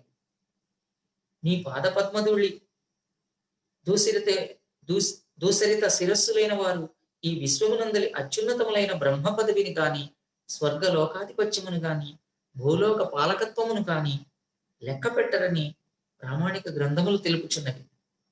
అట్టి భాగ్యశాలురు భూమిపై గల సిద్ధాది లోకములను పాలించుట గాని, యోగ మార్గమున అపూర్వ శక్తులను పొందుటకు గాని ఆరాటపడరు. అంటే ఒకసారి భగవంతుడి యొక్క పాద పద్మ ధూళి గనుక మన శిరస్సు మీద పడితే ఇక మనం పొందవలసింది ఏమీ లేదు అని.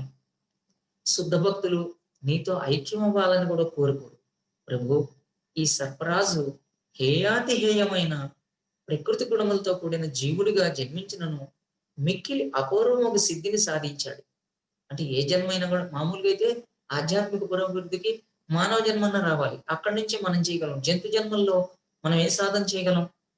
కానీ ఇక్కడ కాళీయుడు పాము జన్మలో ఉన్నాడు. అయినా కూడా భగవంతుడి యొక్క పాదస్పర్శను పొందగలిగాడు. వాస్తవానికి గరుత్మంతుడు, కాళీయుడు ఇద్దరు సవతి కొడుకులు అనమాట. సవతుల కొడుకులు. ఆ గరుత్మంతుడేమో భగవంతుడి సేవకుడుగా ఉన్నాడు. కాళీయుడు కూడా భగవంతుడి సేవ చేయాలనుకున్నాడు గత జన్మ అంతకుముందు.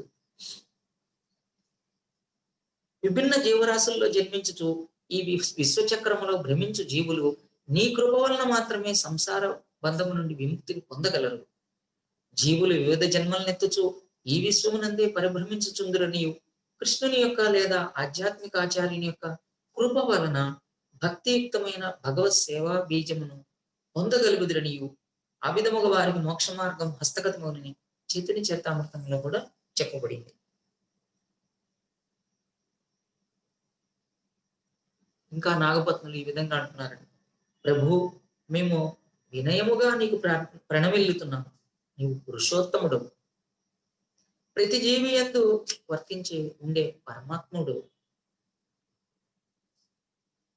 ప్రత్యక్షముగా గోచరముగా ఉన్న ఈ విశ్వమునకు నీవు అతీతుడమైనను సర్వమును నీయందే వర్తించుతున్నది. నీవు నిరంతర నిత్య కాల స్వరూపుడవు. కాలశక్తి నీయందే స్థితమై ఉన్నది. అందువలన నీవు ద్రష్టవు. భూత వర్తమాన భావి మాస దిన హోర క్షణాదుల రూపంలో ఉన్న సకల కాలము నీ స్వరూపమే. ప్రభు, ప్రతి గడియందును, ప్రతి దినమందును, ప్రతి సంవత్సరమందును, భూత భవిష్యత్ వర్తమానములందు జరుగు సమస్త వ్యాపారములు నువ్వు చక్కగా చూడగలవు. నువ్వు విశ్వరూపుడవు, అయినను విశ్వము కన్నును భిన్నుడు. ఏకకాలమున విశ్వముగను తద్భిన్నుడుగాను కూడా నువ్వు ఉంటావు. కనుక మేము నీకు వినయంగా నమస్కరిస్తున్నాము. నీవే సకల విశ్వస్వరూపుడు అయినను ఈ విశ్వమునకు స్రష్టవు కూడా నీవే. నీవు ఈ విశ్వమునకు పరిశీలకుడవు, పరిరక్షకుడవు, మూల కారణము. బ్రహ్మ విష్ణు మహేశ్వరులని త్రిగుణాత్మక రూపములతో విశ్వమునందే ఉన్నా నువ్వు ఈ భౌతిక సృష్టికి అతీతుడిగా ఉంటావు. సకల విధ జీవుల జన్మలకు, వారి ఇంద్రియ ప్రాణ మనోబుద్ధులకు నీవే మూల కారణము అయినను నీ అంతరంగ శక్తి చే నిన్ను సాక్షాత్కరింప చేసుకుని వారు.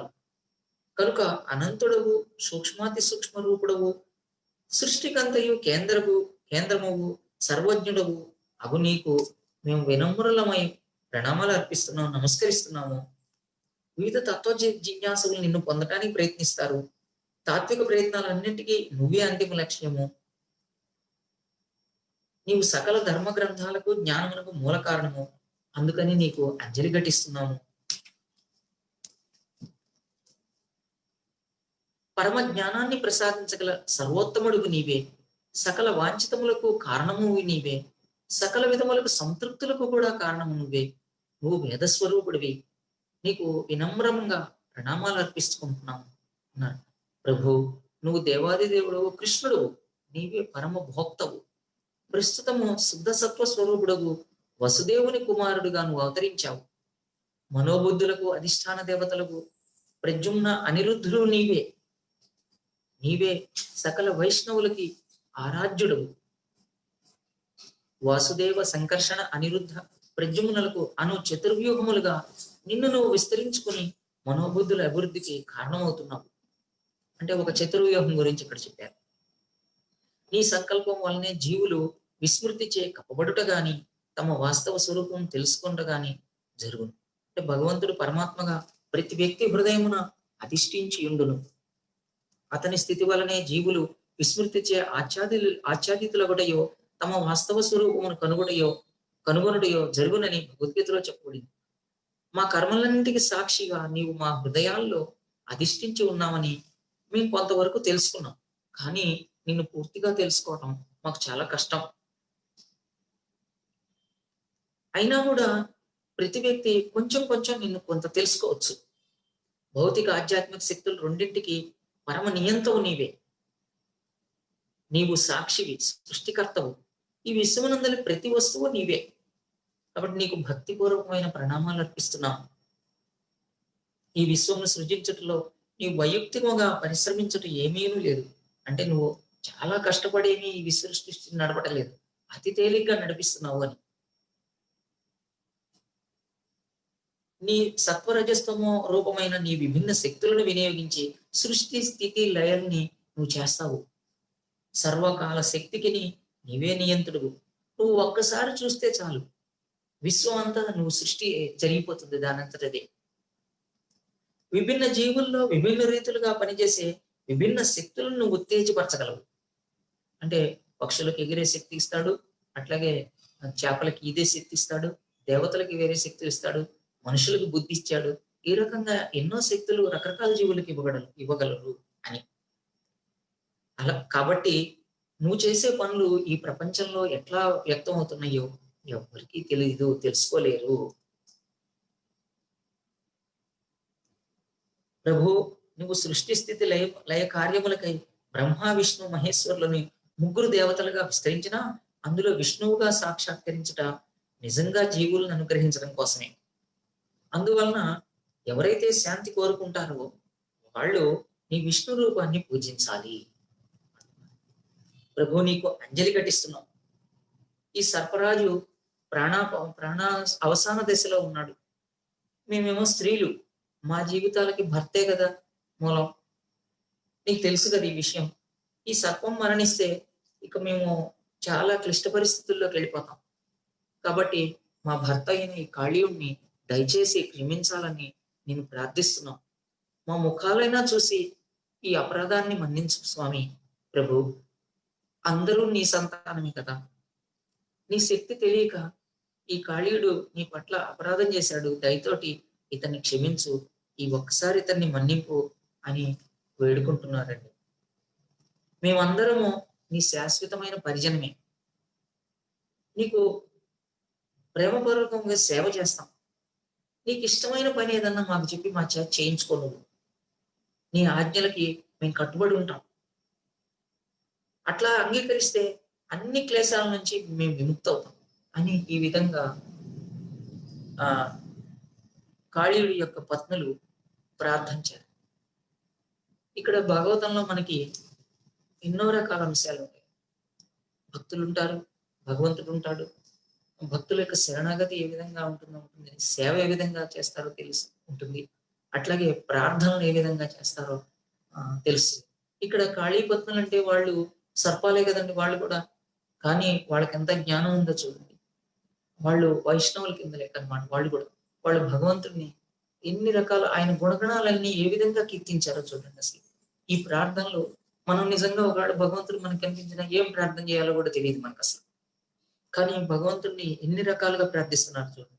అయినా మనం అందుకనే హరే కృష్ణ మహామంత్రం ఒకటి పట్టుకున్న గట్టిగా పట్టుకుంటే చాలండి. స్వామి దాంతోనే ఆయన అనుగ్రహం చెందుతాడండి, సంతృప్తి చెందుతాడు. హరే కృష్ణ కృష్ణ కృష్ణ హరే హరే, హరే రామ రామ రామ హరే హరే. ఇక్కడ ఈ విధంగా కాళీపత్నులు ప్రార్థిస్తే ఆ ప్రార్థనని కృష్ణ భగవానుడు మన్నించి ఆ కాళీయుడిని విముక్తిని చేసేసాడండి. ఈ కృష్ణుడి పాద తాడనం వలన అంతకుముందే స్పృహ కోల్పోయి ఉన్నాడు ఈ కాళీయుడు. ఇక ఇప్పుడు ఎట్లయితే భగవంతుడు అనుగ్రహించాడో వెంటనే ఆయన స్పృహలోకి వచ్చాడండి. మళ్ళీ ఆ శక్తి అంతా కూడగట్టుకున్నాడు. జీవం, ఈ ఇంద్రియాలన్నీ అవసాన దశకి వెళ్ళిపోయినాయి. అవన్నీ కూడా మళ్ళీ తిరిగి జీవం వచ్చిందండి వాటికి. అప్పుడు అంజలి ఘటిస్తూ కాళీయుడు ప్రార్థిస్తున్నాడండి. ఇప్పుడు ఇంతవరకు ఆయన భార్యలు ప్రార్థించారు. ఈ ఈ భార్యలు ప్రార్థించిన ప్రార్థన కూడా చాలా ముఖ్యమైన ప్రార్థన. ఇప్పుడు కాళీయుడు ప్రార్థిస్తున్నాడు. ప్రభు, నేను స్వభావముతోనే క్రోధ మాత్సర్యములు గల జీవరాశిలో జన్మించి అజ్ఞానాంధమత్తమః కుహరములో పడి ఉన్నాను. అంటే జన్మతః నేను క్రోధము మాత్సర్యం కలిగిన జీవినండి. ఆ జన్మలో పడ్డాను. సహజ స్వభావం వలననే జీవి ఒక దేహము నుండి మరొక దేహాన్ని పొందుతుంది కదా. అట్టి సహజ స్వభావాన్ని వదిలేసి రావటం చాలా కష్టమని నీకు తెలుసు కదా స్వామి. ఈ భౌతిక ప్రకృతి యొక్క కబంధ హస్తాల్లో ఉన్నా నేను. దాని నుంచి నేను ఎలా బయటపడగలను? మరి కృష్ణునికి శరణాగతులైన వారిపై సత్వ రజస్తమో గుణాల ప్రభావం ఏం పనిచేయదు. అంటే గుణాలకు అతీతులు అవుతారు అనమాట. భగవంతుడు గుణాతీతుడు. భగవంతుడు మనకు తెలియజేస్తున్నాడు. నాకు ఇష్టమైన వాళ్ళు ఎవరు అంటే నా భక్తులు, వైష్ణవులు. వాళ్ళు కూడా గుణాలని దాటి రమ్మంటున్నాడు. అంటే మనం భక్తిని రజోగుణంలో కానీ తమో గుణంలో కానీ చేయలేము అన్నమాట. కొంత సత్వగుణంలో చేస్తాం, అది కూడా పూర్తిగా సరైనది కాదు. కాబట్టి గుణాతీతుడుగా నువ్వు అని భగవద్గీతలో కూడా భగవంతుడు చెప్తున్నాడు అన్నమాట. అప్పుడు అర్జునుడు ఏమడుగుతున్నాడంటే కృష్ణుని, ఏ కృష్ణ, నువ్వు ఇప్పుడు గుణాతీతుడివి కమ్మన్నావు కూడా, అసలు ఆ విధంగా గుణాలను అధిగమించిన వ్యక్తి ఎలా ఉంటాడు, ఏం మాట్లాడతాడు, అతనేం చేస్తుంటాడు, అవి తెలుసుకోబోతున్నాడు. వాళ్ళెవరు? అటువంటి వ్యక్తులంతా ఈ భాగవతంలోనే ఉన్నారండి. భక్తులు, భగవతంలోనే ఆ భక్తులు ఉన్నారు. మనం బయట చూడలేము వాళ్ళని. ఇంకా అంటున్నాడు ఇట్లా, జీవులు వివిధ శరీరములను పొందుటకు కారణమైన వివిధ మనస్తత్వాలకు కూడా నువ్వే కారణం స్వామి. నేను సర్పంగా పుట్టాను, కానీ నా స్వభావ సిద్ధంగా నా కోపం ఎక్కువ ఉంటుంది. కనుక నీ యొక్క కృప లేకుండా నా సహజ స్వభావాన్ని నేను ఎట్లా వదిలేసుకోగలను? నీ మాయ నుండి కూడా బయటపడటం చాలా కష్టం. నీ మాయకు మేము బానిసలుగా ఉన్నాం. ఇక్కడ మనకు తెలుసు కదా, మనం తటస్థ జీవులం. మనం కృష్ణుడు యొక్క అంతరంగ శక్తి అధీనంలోకి ఉంటే కృష్ణుడు యొక్క రక్షణలో ఉంటాం.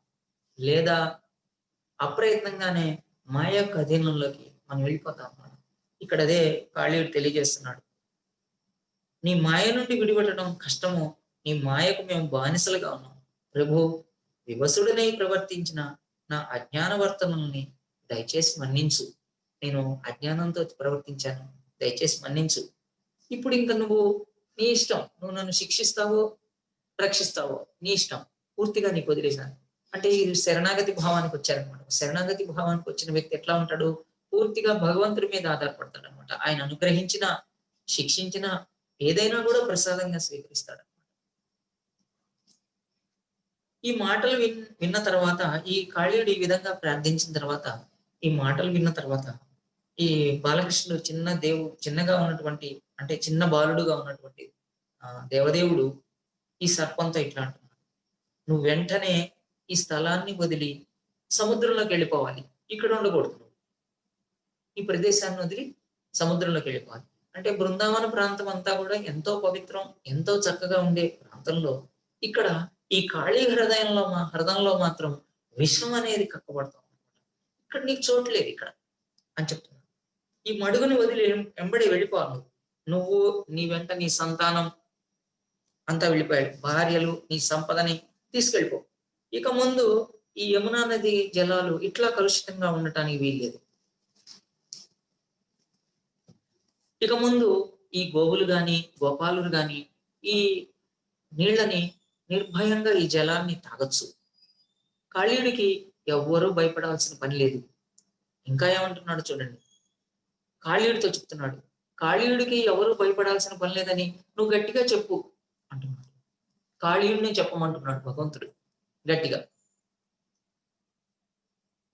ఇక ఈ కాళీయుని కథను, అతని దండనను గూర్చి విన్నవారు సర్పముల ఘాతుక చర్యలకు భయపడవలసిన పని లేదు అంటున్నాను. ఇంకా కృష్ణుడు ఇట్లా అంటున్నాడు. నేనును నా తోటి గోపాల బాలకులను స్నానము చేసిన ఈ కాళీ హ్రదములో స్నానమునర్చి ఒక దినము ఉపవాసం ఉండి పితృదేవతలకు ఈ జలములతో తర్పణము మునర్చిన వారు సకల విధములుగా అగు పాపముల నుండి విముక్తులవుతారు.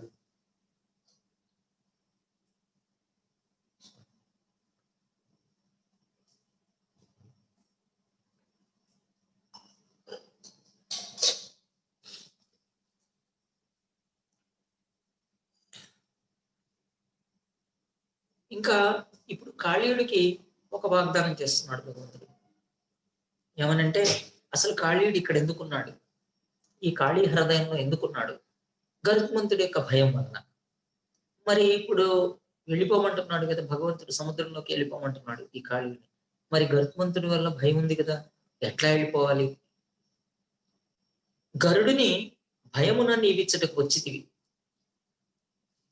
గరుడు నిన్ను సముద్ర తీరమందలి సుందర ప్రాంతమున భుజింపదలిచెను.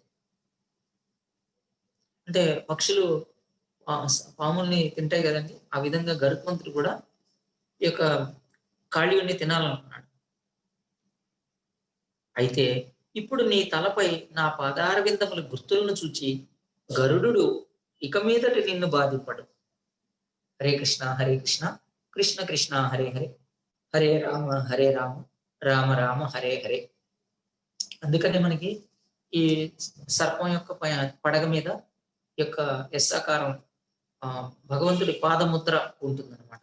దాని వలన గరుత్మంతుడు ఈ పాముని ఏం చేయడు అని శ్రీకృష్ణ భగవానుడు దానికి ఆ కాళీయునికి వాగ్దానం చేస్తున్నాడు అనమాట, అభయం ఇస్తున్నాడు. కాళీయుని ఎడలను అతని పత్నుల ఎడలను కృష్ణుడు ప్రసన్నుడయ్యాడు. ఇక ఆయన కృష్ణుడు ఆ విధంగా చెప్పగానే కాళీయుని పత్నులు ఏం చేశారంటే చీనాంబరాలని, పుష్పాలని, రత్నాలు, ఆభరణాలు, చందనం, తామర పువ్వులు, మధుర ఫలాలు తీసుకొచ్చి ఇచ్చారు. ఈ విధంగా తాము విశేషముగా భయపడు గరుత్మంతునికి స్వామియగు కృష్ణుని వారు సంతోషపెట్టారు. అంటే వీరు గరుత్మంతుడు అంటే భయం కదా బాగా, తాము చాలా భయపడతాం గరుత్మంతుడు అంటే. అటువంటి గరుత్మంతుడికి స్వామి అయిన కృష్ణుని సంతోషపరిచారు. పిదప కృష్ణుని ఆనతిని మన్నించి వారందరూ యములలోని మడుగును వదిలి సముద్రాన్ని చేరుకున్నారు. అక్కడి నుంచి ఇంక చిన్నగా సముద్రానికి వెళ్ళిపోయారు. ఈ విధంగా సుఖదేవ గోస్వామి పరీక్షిత్ మహారాజుకి ఈ కాళీయుణ్ణి శ్రీకృష్ణ భగవానుడు కాళింది మడుగు అంటే యమునా హ్రదం నుంచి ఎలా పంపించేశాడో తెలియజేశాడు. అయితే ఇక్కడ ఈ పరీక్షిత్ మహారాజు ఆయనకి ఇంకా ఇంకా వినాలని ఉందండి. అప్పుడు సుఖదేవ్ గోస్వామిని మళ్ళీ ఒక ప్రశ్న వేస్తున్నారు. ఏమనంటే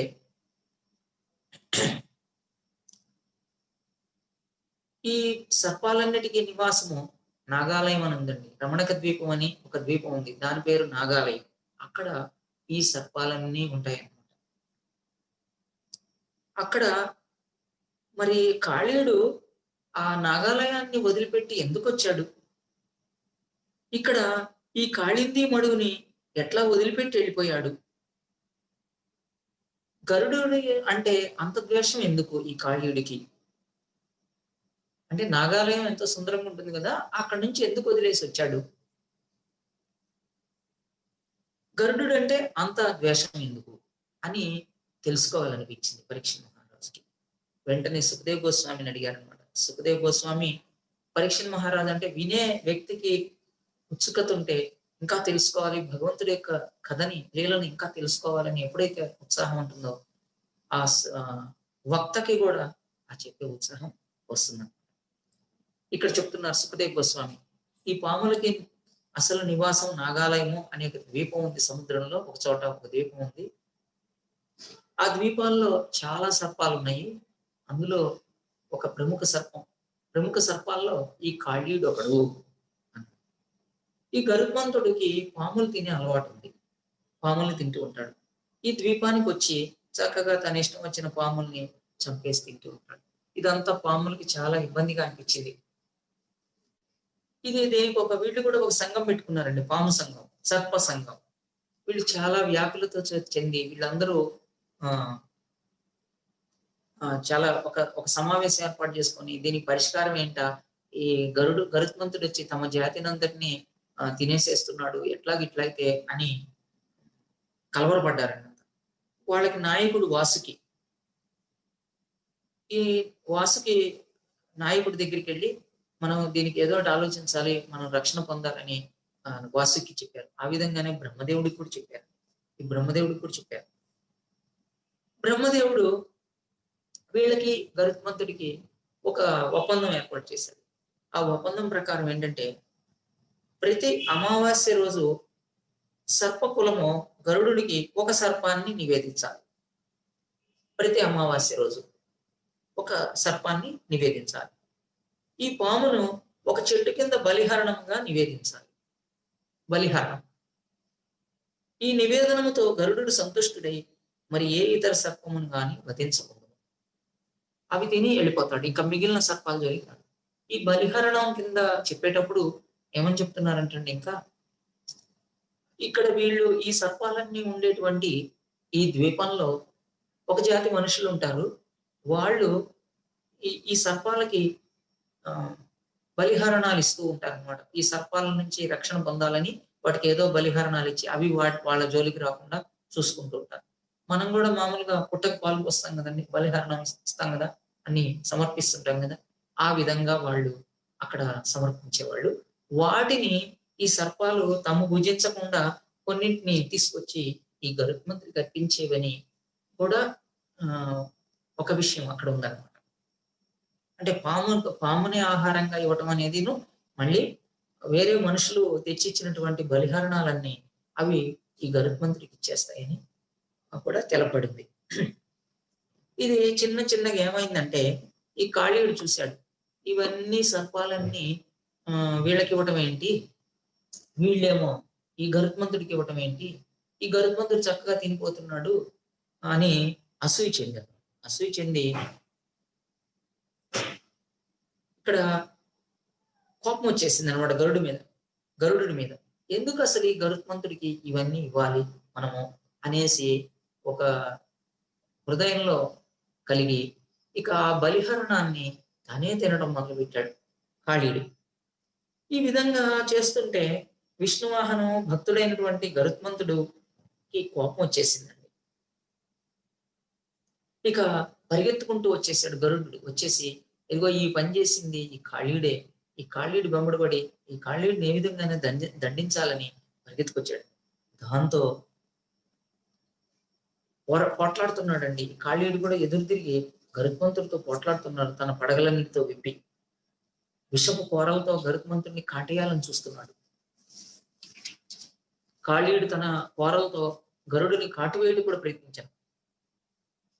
ఇక అప్పుడు ఈ గరుత్మంతుడు సహజంగానే విష్ణువాహనం కదండి, చాలా బలమైన వ్యక్తి. ఈయన తన రెక్కతోటి కాళీయుడిని గట్టిగా కొట్టాడు. ఆ రెక్కతోటి కొట్టగానే కాళీయుడు వెంటనే చాలా దెబ్బ తగిలి ఇక పరిగెత్తుకుంటూ వెళ్ళిపోయి గరుడు రాలేని చోటుకి వెళ్ళిపోయి దాక్కున్నాడండి. అదే ఈ యమునా నదిలోని కాళీయదాహం, కాళింది మడుగు అంటారు. ఇక్కడికి వచ్చేసి దాక్కున్నాడండి. ఇది కాళీయుడు నాగాలయం అనే ప్రదేశం నుంచి, రమణక ద్వీపం నుంచి వచ్చేసి ఈ కాళీ హ్రదంలో ఉండటానికి గల కారణం. ఇక్కడ గరుత్మంతుడు ఎట్లా ఏమంటే పాముల్ని తినటానికి ఎట్లయితే ఆ రమణక ద్వీపం వెళ్తాడో, నాగాలయానికి వెళ్లి తింటాడో, ఆ విధంగానే కాళింది మడుకు కూడా వచ్చి ఇక్కడ చేపల్ని తింటూ ఉంటాడండి. ఇక్కడ చేపల్ని తింటూ ఉంటాడు. ఇక్కడ సౌబరి ముని అని ఒక ముని తపస్సు చేసుకుంటున్నాడు. తపస్సు చేసుకుంటూ ఈయనేం చేశాడంటే, ఈ చుట్టుపక్కల చేపలన్నీ ఆయన చుట్టూ ఈ హ్రదంలో ఉన్న చేపల్ని చూసి తను వాటి మీద కొంత అనురాగం పెరిగింది. ఈ చేపలు మనతో పాటు ఉన్నాయి గదా! అని అనురాగం కలిగిందనమాట. అయితే గరుడునొచ్చి వాటిని తింటుంటే అవి కలవరపడుతున్నాయండి. అయితే గరుత్మంతుడికి సౌరముని ఏం చేశాడు? "నువ్విక్కడికొచ్చి ఈ చేపల్ని తినొద్దు. వీటికి ఇబ్బంది కలిగించొద్దు. నువ్వు వెళ్ళిపో" అని చెప్పాడు. అయితే గరుత్మంతుడు మాత్రం ఆహ్,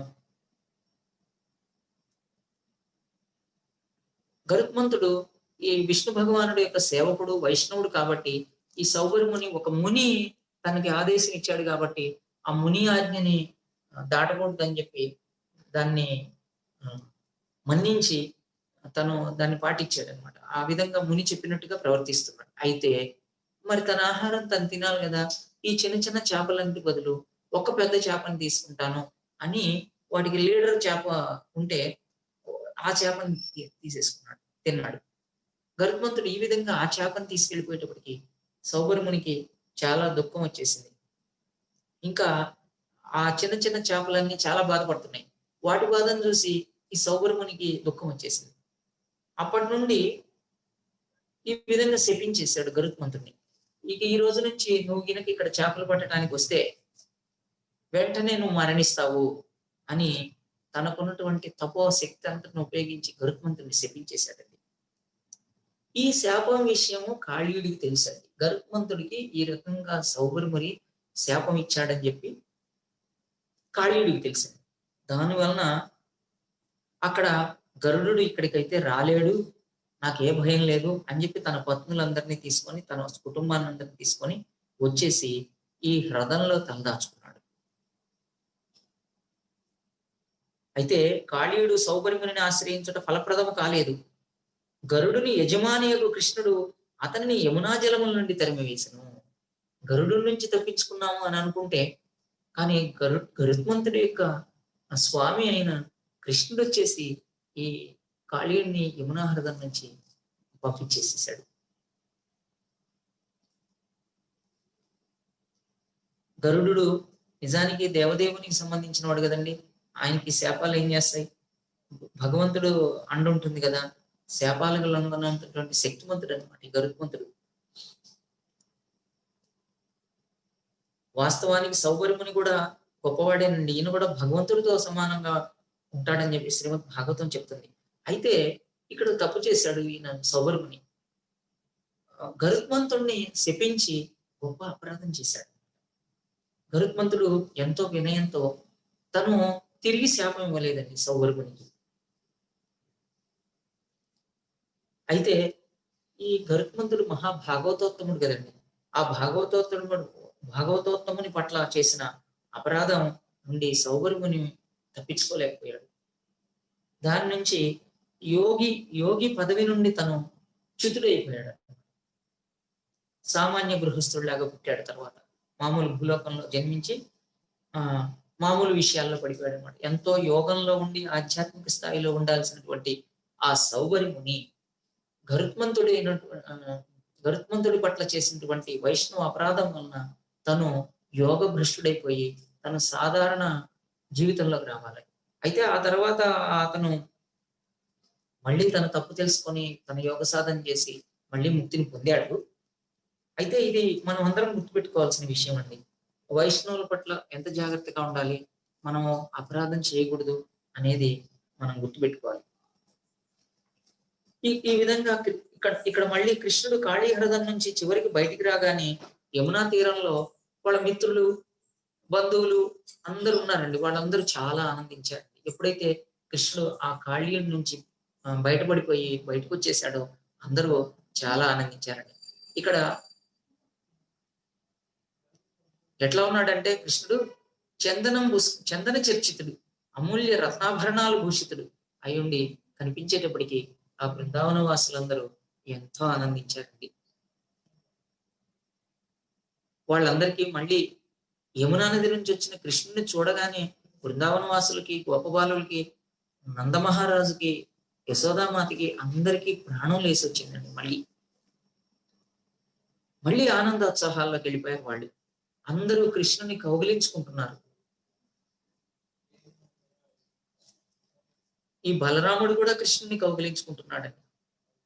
ఈ విధంగా కృష్ణుడికి ఏమీ ఆపద సంభవించదు, ఏం కాదని ఈ బలరాముడికి ముందే తెలుసండి.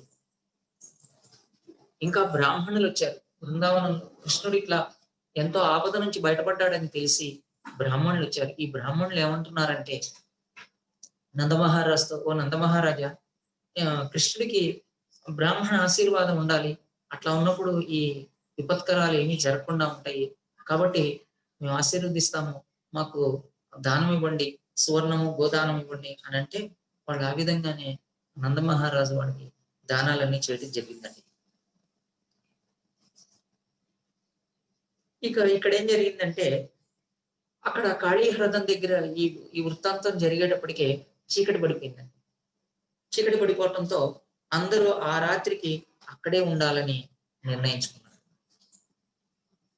అట్లా నిర్ణయించుకొని ఉంటే అర్ధరాత్రి కాగానే, అది ఎండాకాలం కదండి, అక్కడ అంతా ఎండిపోయింది అన్నమాట. ఆకులు అవన్నీ అడవిలో ఉన్నట్టుండి పెద్ద దావానలం వ్యాపించేసింది అక్కడ.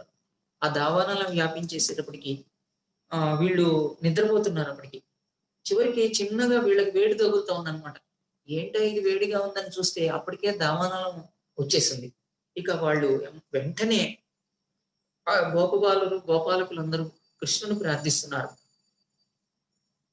దేవాదిదేవో ఓ కృష్ణ, సకల శక్తికిని ఆకరమగు బలరామ, సర్వ వినాశకరమైన ఈ దావానలం బారి నుండి మమ్మల్ని రక్షించండి, మీరు తప్ప మమ్మల్ని ఎవరూ రక్షించలేరు అని, ఈ దావానలం మమ్మల్ని కబళించేటట్టుగా ఉంది, మీరే రక్షించాలి అని ప్రార్థిస్తున్నారు.